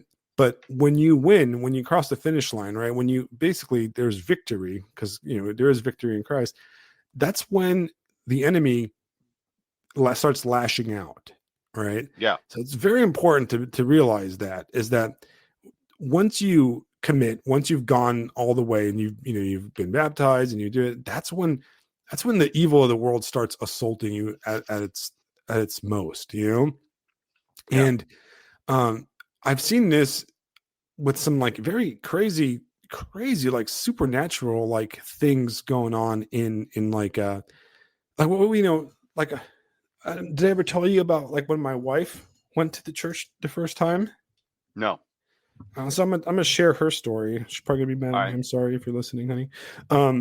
So she actually came the first like full time she came. Well, she's been to a few Orthodox. She came to Orthodox church with me back in California, but the first time like she came was for Pascha this year in April, right? So that's Easter for you guys that don't speak Orthodox. And she came for the midnight. The whole midnight thing. We started at 11 o'clock, right? And she was acting really wonky, right? She's like, I don't know about this. I don't know about this. Going to church at night, and she was really freaked out. And we do the whole Easter service, right? And liturgy and the great, all the stuff, right? I'm not going to go into terminology for you guys that aren't Orthodox. Anyways, but she told me afterwards, that she felt before, like as she walked in, like the very beginning, she felt like oppressed, right? Like she felt like she could not walk into the church. Like she was terrified, right? Like she felt like she was being like pushed back, like she was convinced that like, she was going to get murdered or something like that. She was just terrified, she had all these like not good thoughts, and she said that it wasn't until after midnight when all the lights were turned on and, and everybody was rejoicing in the resurrection that it was like a weight lifted off her shoulder. But she said that she was so convinced, she was getting ready to leave. She's like, I almost walked out. She's like, I almost ran away because I was so scared and stuff. And she was pretty like, she's like, why did I feel like that? Why? She actually wrote our priest a long email about it. And he goes, oh yeah, that's normal. I was like, he's like, yeah, it's like you can read about exact happenings in the life of the saints, it's, I mean, look at what's her name, Mary of the Desert, what's her name, I forgot what the saint's name is. I'm bad with my saints, right? Where she couldn't walk into the church because the demons were holding her back, and she's like, yeah, it happens. He's like, of course. And in those first few weeks while we were fully committing to this church, every single week something bad happened that tried to keep us from going to church. Like that same week, she's like, okay, we're going to church. This is going to be our church. She hits a deer and it totals our car. And like it's just events after events after events. It was like the world was like trying to keep her from it, just trying to inconvenience her enough to go, you know what, I'm not going this Sunday because the car's broken and blah blah blah and all these excuses.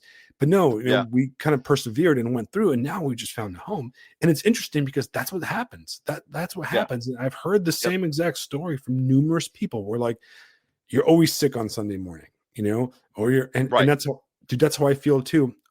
Very often on Sundays, like I'm just like, I don't want to go. I don't want to go. Yeah. I'm hungry. I haven't eaten since the day before. I don't want to go. I don't want to do this. I don't feel like driving.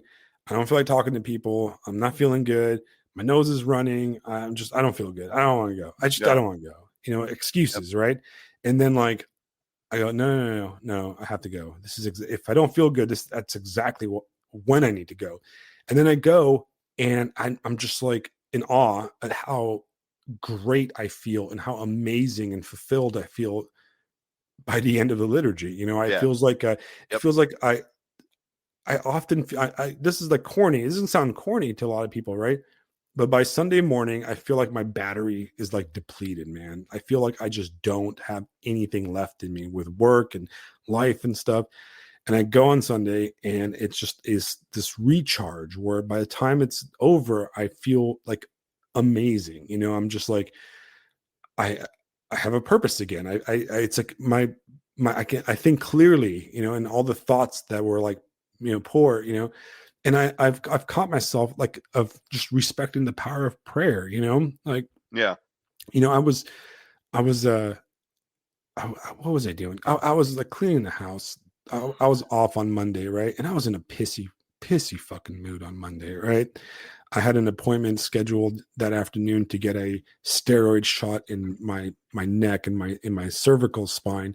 And for you guys, I've never had a needle shoved into your cervical spine and medication squirted into it. It is not a pleasant feeling, right? So I was not looking forward to that. I was like stressing out about it. And I don't know what it was. My entire like kitchen was pissing me off. The dogs are making me mad. Like I was just like, my wife was upstairs working, and she was working. She was working on her work, right? And I was just like, oh, she's not doing anything. I was just like, I was finding things to be irritated about. You know, I was just finding things Mm. to be irritated at, and I stopped. I was like, no, I'm being dumb. Like, so I went to our little prayer corner, which all Orthodox Christians have a prayer corner. If you guys aren't familiar with that, and I prayed for like 5 minutes, and I was like, okay, I feel way better. You know, it was like, oh, I'm gonna go back to doing the dishes and, you know, do it joyfully because it's not a big deal. And I'm going to get the medication shoved into my neck, and I'm going to feel better 2 days from now. And, you know, lo and behold, here I Yeah. am today, and I feel great. My neck doesn't hurt as much anymore. And you know, all the stuff that I was stressing out about just got done. And, you know, it's like this, like, it's almost like it's corny, but like it's like that Mentos commercial, man. You'd be like, oh, time out. I need, or like a Snickers, you know, I need a prayer break real fast just to clear my mind from all the world, you know. And it's so wild Yeah. that like in a way, this is bad for the podcast, guys, right? It's bad for the podcast that I have no desire to like get into the muck of like current events, and I don't even know what's going on Substack. Is anything cool? Any interesting fights? Or I just don't care, No, you know? there's not. No. Same old stuff. Same old stuff. Yeah. I've had I've discovered a couple of new ways to call people retards. Yeah. But besides that, I mean, there's really not much else. I might do some writing soon. I feel like I feel like I finally have something to say. So I'm kind of excited about that. But I mean, as far as Substack in general, I mean, it's you know what it is. You know what it is. It's There's the same so, you stuff. know, yeah, it is what it is. Right. But you know, at least Substack in general and just the discourse is it's that fear picture of a guy screaming forever, you know. Right. But the people that we talk to, I mean, I had a good discussion with one of my subscribers. He had some good ideas regarding another forced lessons I could write. I think when this 9/11 unit is over, I'm gonna have a little retrospective and talk about it because I think it'll be interesting. And then because it's actually linking directly into that multipolarity article I've been planning to write. So I mean, the interactions that we have with the people that we know and like the church, quote unquote, that we're kind of building on Substack. Yeah, I mean that's worth getting into. But the general stuff, who fucking knows? Who fucking cares? Right. It doesn't matter.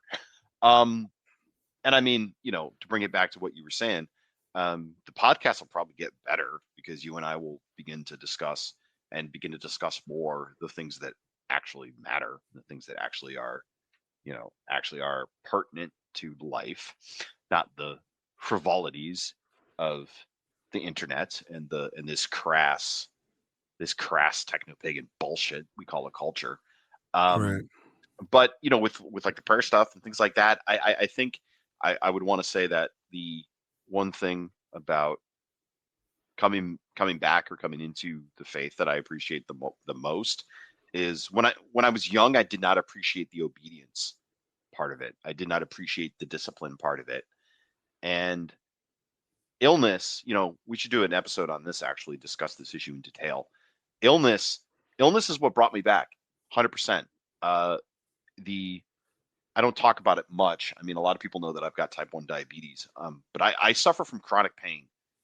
And when I say chronic, I mean if I don't if I flip the switch in my head, I'm not getting out of bed.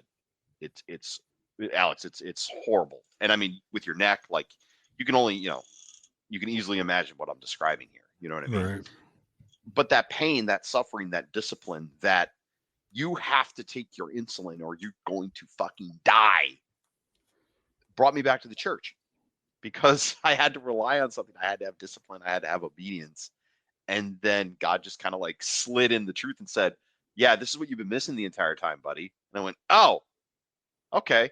So I got to go to church, got to take communion, got to pray, got to cross myself, got to read the scripture, got to listen to my wife. Like it's that piece was missing. And, God beat my ass hard enough to when I finally noticed and went, oh, cool. Thanks, buddy. This is how it works. This is how it goes because, I've started to have a conversation with some family members and stuff because they're like, "Oh, you converted to Orthodoxy. What's that mean?" And this and that and the other thing. And I don't think they understand. Like when I go home to visit, it's going to be, yeah, guys, I actually believe that dude came back from the dead. Like he rose into heaven and like all that stuff. It's not a metaphor. It's not teaching. It's not, oh, he was a great. No, no, no, no, no. Literally, as written in the scriptures, that's what happened, Right. guys. Right. If he's alive and he went to like that like the world is that means something, guys. That means and it never went away. Like as much as we had the enlightenment and we figured no, we've been lying to ourselves. It's still right there for the taking. Just rain It's dance, there. right? Just do the rain dance, guys. It's right there. It's not that So far. I'm glad you brought that up. I'm glad you brought up the whole illness thing because Yeah, illness is beautiful, man. I actually like love being sick now. the It's power the of like best. suffering. I know Yes. it sounds okay. So your atheist like bro brain kicks in at Yeah. this point, right? And it goes, well, you're just religious because of fear, right? You're afraid of and you are you are blah blah blah, or you're only doing this because you want like a Yeah. cure, which is completely a misunderstanding of No. the thing. Yeah. What's Oh, I interesting, want a cure, man. You hear the atheist bro, right? Like the cure. You sure you want to talk about the cure, my right? man? Right.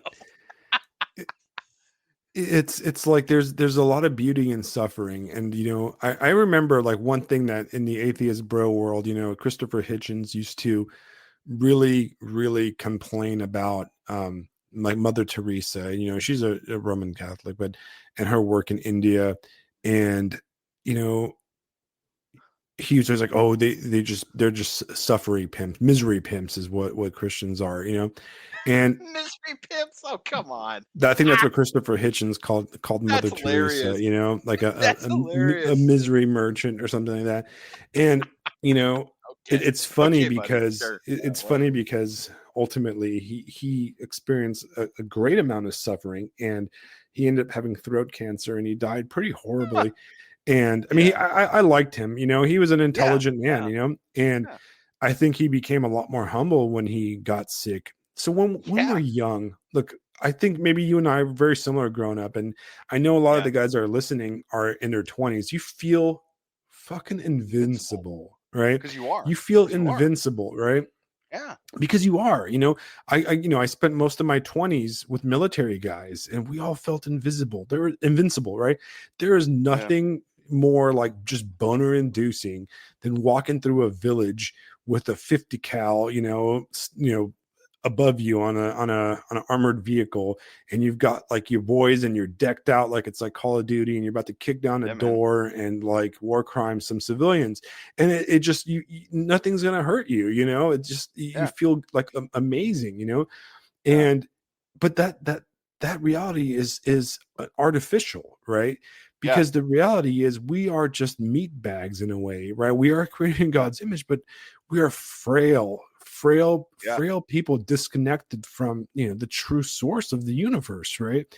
Yeah. And this suffering sometimes, whether it's unexpected like diseases like diabetes, or Yeah. injuries like mine where like I can't feel my right arm and I can't sleep except straight on my back and that kind of stuff, it makes you realize, well, God, I'm frail. I am Yeah. so frail. And I realize that this body is frail, and it is really my spirit that matters, right? It Yeah. is like the ability to like withstand that frailty and to see past it, that's what really matters, Yeah. and I remember, one of the things that always struck me in my military days, my gun ho cool GI Joe days, is that when we were in training, we most guys, that not all guys in the military, but like people that aren't pogues, right? Do you know what pogue is? I don't know. I've heard the phrase, but I don't know what it So means. a pogue is a derogatory term that like the Marine Corps uses, for example, for people, and it stands for personnel other than grunt, right? So you're like, Oh, yeah. Okay. No, I look at do this know this. pogue Yeah. Yeah. bitch, look at this Yeah. That's, admin oh, guy, this admin yeah. Right. guy, he's Pencil out here, pusher. he's like out here cutting paychecks and stuff, freaking pogue bitch, right? So,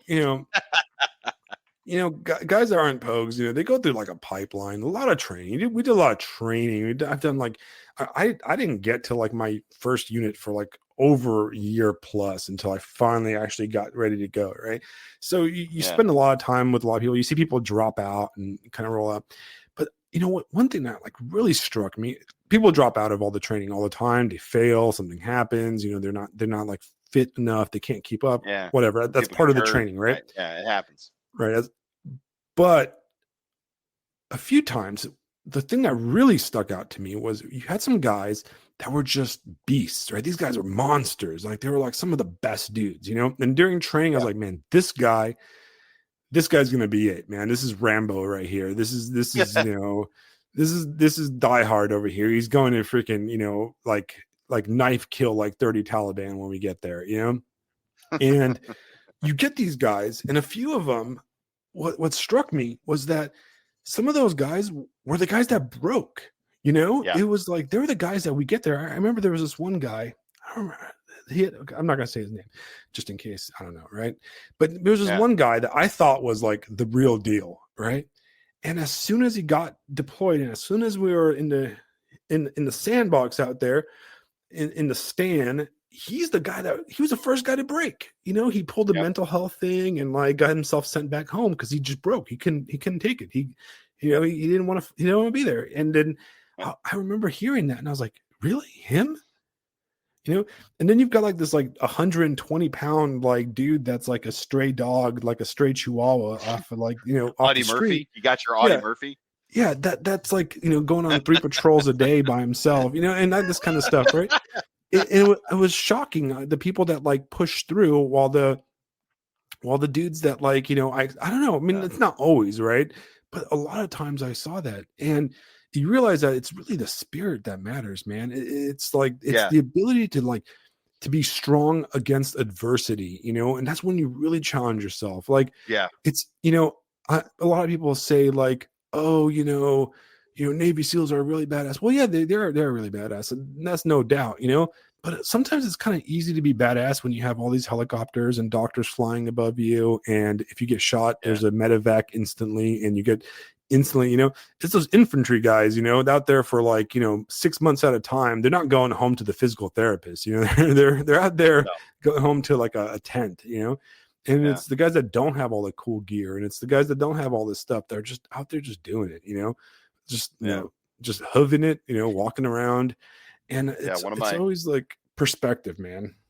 Yeah, perspective. Absolutely. One of my favorite saints and one of my favorite stories that I've read is Saint Basil the Great. And there's this story where the emperor, because I guess the emperor at the time was pushing this this kind of heresy. Um, Saint Basil, if people don't know, he was the bishop of Cappadocia, and he had a buddy named Gregory the theologian, and these guys were just basically ballers. Um, Jason, see if you can guess. But no, I'm teasing. The story I'm telling, Basil. So anyway, Basil is the bishop of Cappadocia. This is right around the time of Constantine, right? So this is like way back, and this emperor comes to Basil and is like, he's wanting to push this heresy, and he wants to push Basil out, and Basil's just like, listen, I don't have anything, I own nothing, I'm weak, the first blow will kill me. I'm not from anywhere. I don't belong anywhere. So you can send me wherever you want, and I'm gonna be home. Like, it just doesn't matter. And then he goes, and then he's like, also, like, kill me, send me to God. I don't care. Do it. And it's just stares down the emperor of Rome. It's just whatever. And then later on, yeah, and then later on they're hosting this. They're hosting this. They're doing the liturgy, and Basil's there, and the congregation's there, and the emperor comes to the liturgy as just like a common person. Like, he just kind of sneaks in so he can kind of see what's going on, and it just blows the guy's mind. It blows the emperor's mind. He just goes, holy shit, I don't know what I'm dealing with here. And he's just like, you know what, leave Basil alone. Just let him be. Just don't mess with that guy. And I love that story. That's why I picked Basil. But like, this story is just so good. And the other side of it, this will make you laugh too. But he was known as the bee, honey for the faithful and stingers for the heretic. I mean, I read that. And that's it. That's right there. And it's that context. And this guy, living, doing the monk thing, living out in the dead, like, just him and Gregory, like, hanging out together in this monastery, right? Like, writing and reading and studying scriptures and all this stuff. And it's just, imagine this old frail guy looking at the emperor, just going, "Send me to God, make my day, make my day, like, asshole." None just of this doesn't matters. care. None of this care. Like, yeah, you giving him right in the eye. You putting suffering upon me is a blessing, Yeah. because you know what I mean? It's like, if what's fascinating is, if you read about, in more recent, all the priests in Romania that were persecuted by the communists, and these guys, you read their post collapse of Eastern European communism, and these guys were tortured and just treated horribly in these prisons, and had their beards cut off and all, just horrible. And they would say that, like, it was a blessing. The closest I was to God was when I was in prison at my worst. Joke's on you. You know what I mean? It was like, because it's like my favorite, dare I say, Protestant saint, Bonhoeffer, talking about, like, reading his letters and papers from prison, and, like, it was the exact same thing. The guards snuck out all his stuff after he was killed because he administered to them so effectively, and they were like, "This guy is something else." Yeah, it's like, do your worst. Bring it. Right. And it's interesting, because we're gonna wrap it up, because I got to go eat dinner, but I'm gonna take it back to fasting in a way. Yeah.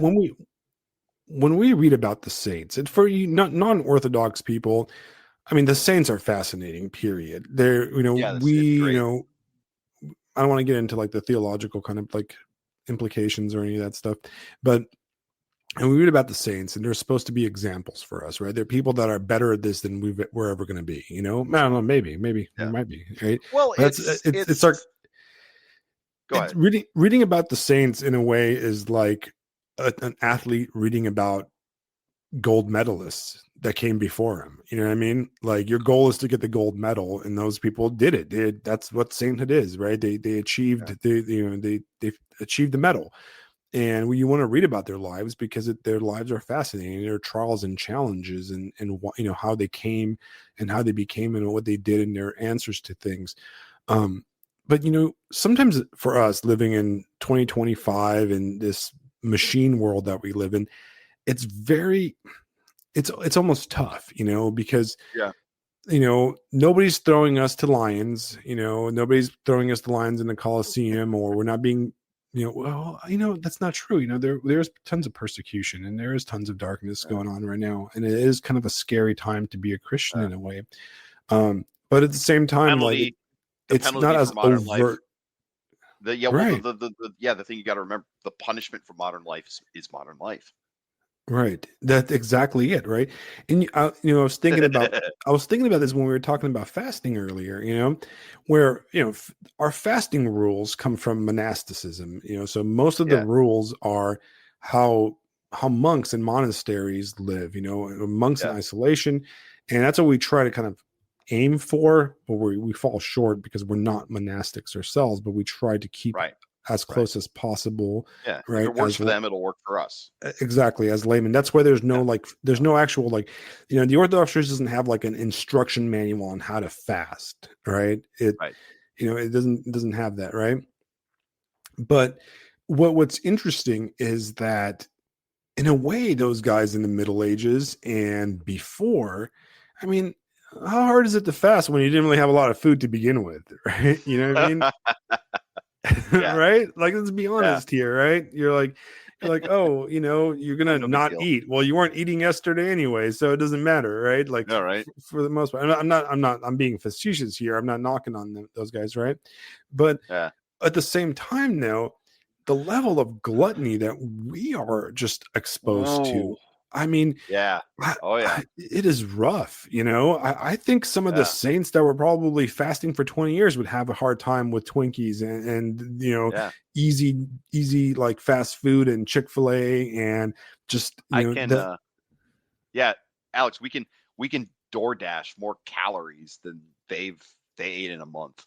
right, Just right. get it. I can have it delivered by a car to my door. Right. So in a Ah. way, fasting is Ugh. even more important in our age, Yeah. Um, Oh yeah. it's like being able to like say no to just this. We have the ability to experience every vice from our bedroom right now, right? I can get pissed drunk. I can call Papa John's right now and they'll bring me 2 6-packs of Yeah. beer, like 3 pizzas. I can load up OnlyFans on my cell phone, and Yep. knock out like 7 other sins all within like 30 minutes, Yeah. like, like some of those guys back in the day had to work to do some sinning, you know what I mean? Like it's just, there's no opportunity there, but Yeah. every like second we are overwhelmed with this, like, and the worst part about it is a lot of those, you look at the Christian era of Europe, and even really until the middle 20th century, like a lot of the stuff that they would consider scandalous, like wife swapping and pornography and that kind of stuff would have been considered scandalous in like my grandmother's day, right?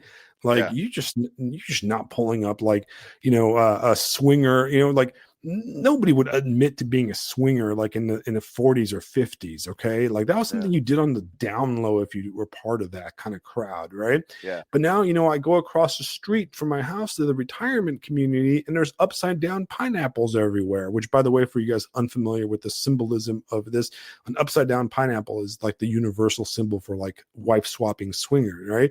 And Yeah. the Now retirement get you elected communities, to office. Get you yeah, elected to office.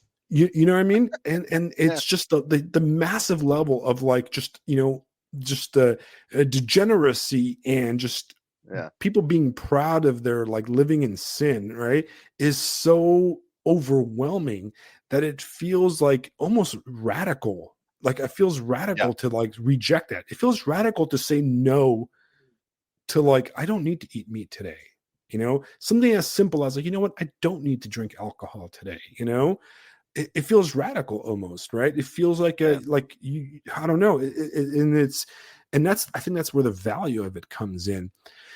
But anyways, Fisto, I am so joyful that you and your wife Yeah, man. got, your wife got baptized, and that you got chrismated. Um, Yes, sir. for you guys, chrismation is basically the official bringing into the church. When you're baptized and chrismated, but Yeah. the Orthodox Church recognizes baptisms, so it doesn't do double baptism. So if you're, Right. the kind of the rule of thumb, don't quote me theologically. This is not a religious podcast, right? The rule of Right. We are thumb, not. as it is We are not explained to me, priests. is that if you were baptized with water in the Trinity, then your Yeah. baptism is valid. Phisto Yep. was baptized a Roman Catholic, therefore his baptism is Yep. valid, but he wasn't a member of the church, so he was chrismated into the church, right? Right. Yep. Um, so that's actually what my wife is going into, because she was also baptized as a Roman Catholic, and she has a baptismal certificate and all that stuff. Yeah. But yeah, like it's it's a joyful thing, man. It's fantastic, and you get to celebrate the Christmas season as an Orthodox Christian for the first time, and I'm so glad to be your friend through it. I'm so happy, and I know I really am. Like it's just No, I like it know. makes me happy. Yeah. It's Yeah. It's great stuff, and man. It's been a thing. It's been a thing for right. sure. And I don't, what's interesting though. I don't think I ever like pushed you to it. I never was like, hey, you should go to No. Orthodox church. It was very, or like, we talked about it, but it was No. never like me, like trying to get you to go or anything. I was always No. like, No. You know what did it? You know what did it? I'll tell the story real quick. But last year, I did a long unit on Western civilization and the rise and fall of the Roman Empire, and I went through Byzantium, right? So like I didn't just go into the fall of Western Rome and the rise of Christendom and this. No, I lingered on Byzantium for a long, long time. And what did it for me was explaining to kids how the Romans built the classical civilization, and then what happened in the Holy Land, what happened in Israel and Christianity and how it spread. And I'm looking at it going, holy shit, this is real. Like there's, it's almost like I could see the plan. I could see the plan. I mean, it just boils down to the fact that the Romans literally built the infrastructure that the missionaries traveled on. Like, right, whoa, what is going on? And then like the destruction of the temple in 70 AD and how that spread, all these different groups and all these different people all over the Roman Empire. And then eventually they heard about the gospel and everything else. And it's just like, oh gosh, oh, holy smokes, right? So I'm seeing all this. And then I'm reading about Byzantium, and it was Justinian, man. Uh, the Nika riots and like all that stuff.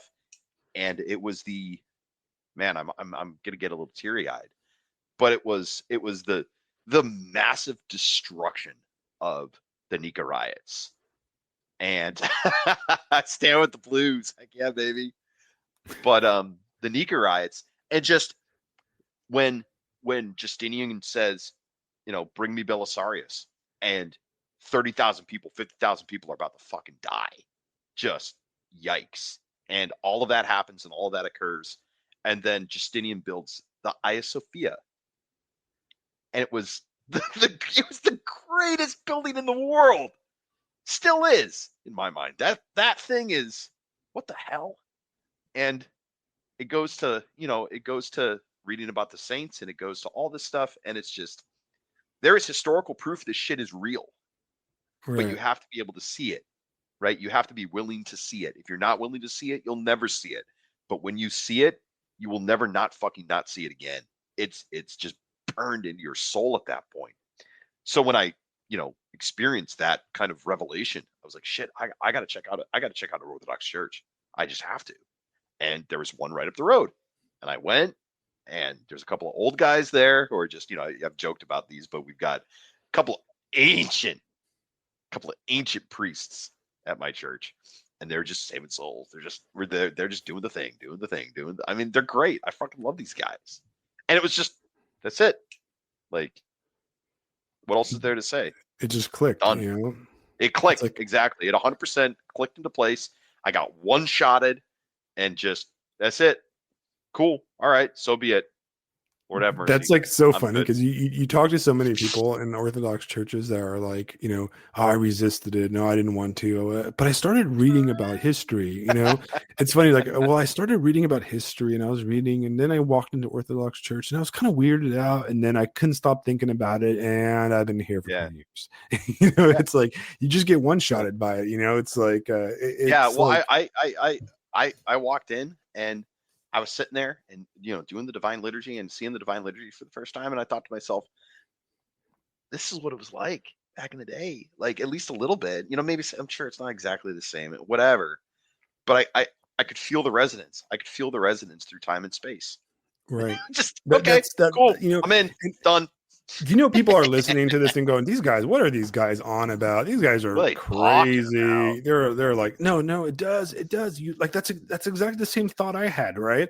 Because I'm a Yeah. history nerd too, and I was like, "Dude, I'm taking part in something that was created." The liturgy we're doing today, it's the same one there, that John Chrysostom, wrote, Yeah. and it's the same one, and like we're doing things that people did like in the fourth century. We're like, Yeah. and it's just so like, so awe-inspiring because for those It's few rooted. It's hours, rooted. you walk Well, into to go. you walk into my church, which our church is a mission church. It's not even finished Yeah. yet.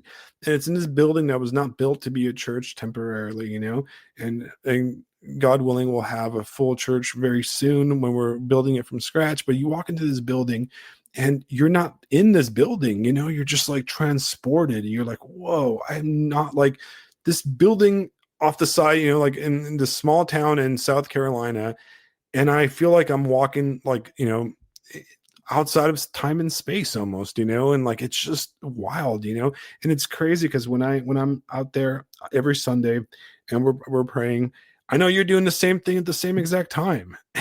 You know what I Yeah. mean? And it's just the coolest thing, right? Like I'm like, man, Yeah. like right now Phisto is doing the same exact thing I'm doing, at the same exact time, right? And it's just such a great, like crazy. It's truly like Mircea Eliade says. It's a very like numinous feeling outside of space and time. It's like there's a Yeah. connection to the axis mundi of the universe and the true source, which is God Himself.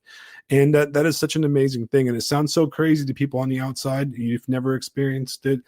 It's literally like you are, the analogy that Dr. Zachary Porku in his great book that we've had, if you can go back a few podcasts, we talked about it, and he has a great analogy in there where in a way we are like all like laptops that we can't plug back in, and we still have life in us, there's still electricity in us in our batteries. But Yeah. when you plug in your laptop, man, your screen lights up right away, and like you can start seeing that bar starting to rise. And that's like the feeling that's the feeling of becoming closer to God through liturgy, through the communion, right? Which is like you just plugging into that source, man. You know what I mean? You're getting the second life. And it's just such an amazing concept, and that's like the best thing. Yeah. All right, guys. I hope you enjoyed our episode today. We talked about a little bit of everything, a little bit of a what's the genre of speech or liturgy, not confession, or it was a testimony, what do Mm-hmm. Protestants call it when you talk about your conversion or your coming to Christ? Oh, Your testimony, I guess, or your story, Yeah, whatever. Protestants like to call We it like talked. We, testimony or something. we talked about important things. We're talking about Belisarius. Belisarius, baby, let's go. We're And such he's a like, I'm nerdy just getting started. podcast. Reconquest of the West. Here we go. Here Yeah. we go. Let's What go. other podcast on Substack right now has people in the comments going, Nika 432, I stand with the blue? Like nobody else would get that. Only us weirdos would understand this stuff, Man, just a man, we didn't even get into Justinian and like his wife and purple is the noblest shroud and then the Codex Justinianus and like everything. Oh man, Yeah, we these can these guys. maybe What the next year heck? we'll go Yeah, deep man. into we'll go deep into Byzantine history and Absolutely. Orthodox Christianity combined, like the history of Yeah. like pre-schism, early church. Yeah. But here's what we're doing next week. Okay, next week Yes, at five next week. What are o'clock. we doing next week? 5 Eastern time is our final episode of the season. All right, we're not going away. We're just ending the season because I like the idea of having seasons because we are a respectable talk show, right? So it's going to be our 40th episode this year, right? And we're going to do kind of a retrospective of some of the things we've talked about. What I really want is all you guys listening today and guys on Substack and YouTube and stuff, come up with some questions for us if you want, man. Like just throw out some ideas, like be like, hey, talk about this. What about this? Drop all this stuff, right? Because ultimately, like this show is about you, but we're going to go through a retrospective. We're going to go over some stats, right? How many hours. I need to add the amount of hours. I'm guessing we did a lot of hours this year. We recorded a lot. And then we're going to take a break. I'd like, initially like last year, I thought maybe we should do a Christmas break, right? Over the holiday season. But I like podcasting around Christmas. One, for two main reasons. One, I want to talk about Christmas. Like it's fun to talk about Christmas. And Christmas stuff happens around Christmas. And I want to do the community thing around Christmas. The other thing is I usually have time off from work around Christmas, so I actually can podcast more and I'm well rested. So it kind of works out with the timing. But Thanksgiving is a good time to take it off. So we're going to do, it's a very busy time of the year because everybody's, we're fasting, we're preparing for Christmas, we're present shopping, we're traveling, catching up with family. So what we're going to do is next episode will be the season finale. We're going to do a retrospective of this year, talk about what, some of the highlights, one of those like every TV show does that, it's like the real episode, right? And then we're going to take about a month off. All right. We're going to take a month off from doing podcasts and live streams and stuff. I'm probably going to write a bit during that time, and we'll be back around December 14th. All right. Like, mid pre-Christmas, and we'll do some Christmas episodes. I got guests planned. We have a bunch of guests lined up. I did have some guests lined up for the last 2 episodes. Well, we had Lisa, which she's not really a guest. She's more of a like the third host because she's been on so many times. But 100%. We've got a bunch of guests planned for next year. I decided to push back all guests for season 3. So I thought that'd be better than me. I've been so busy. Season 3, season of the guest. Season of the guest. At least the first few months we'll have a bunch of guests. And then, we'll have lots of cool stuff to talk about.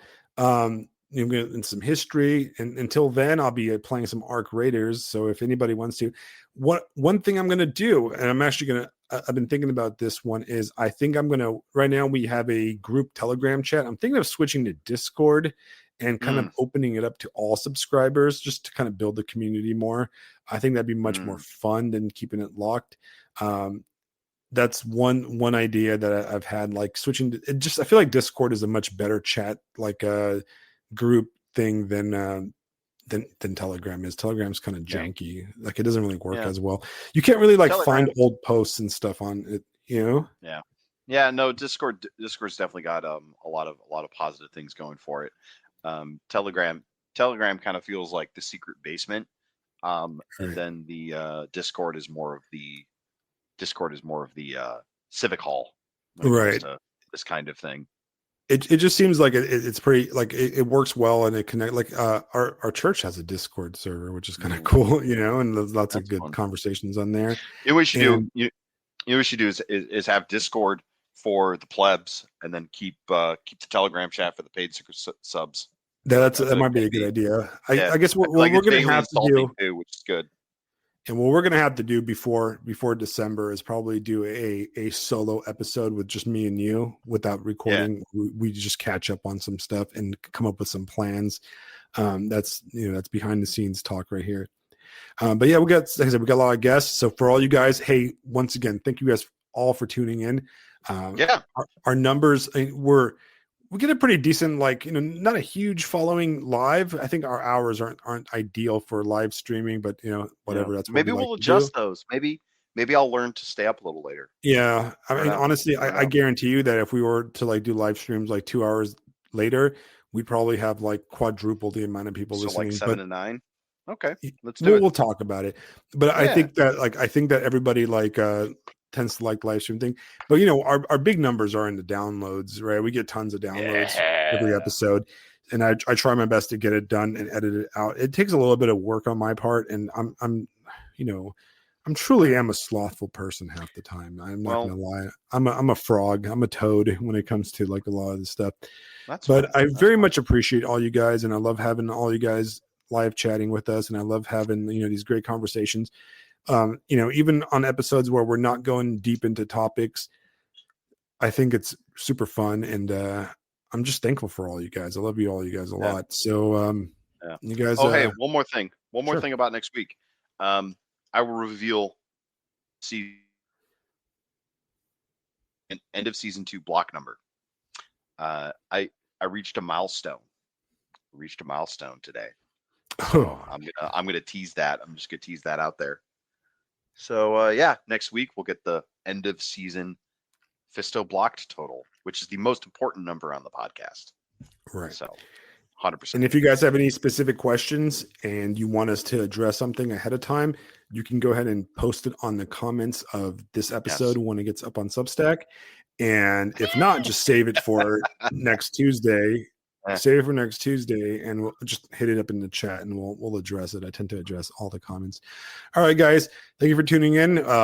This is Black Ibis Social Club. We had a great time tonight, and we will see you next week. Like, share, subscribe, and do us a favor, spread the word. And we will see you guys next week at the same time, 5 p.m. Eastern time. Good night. See you guys.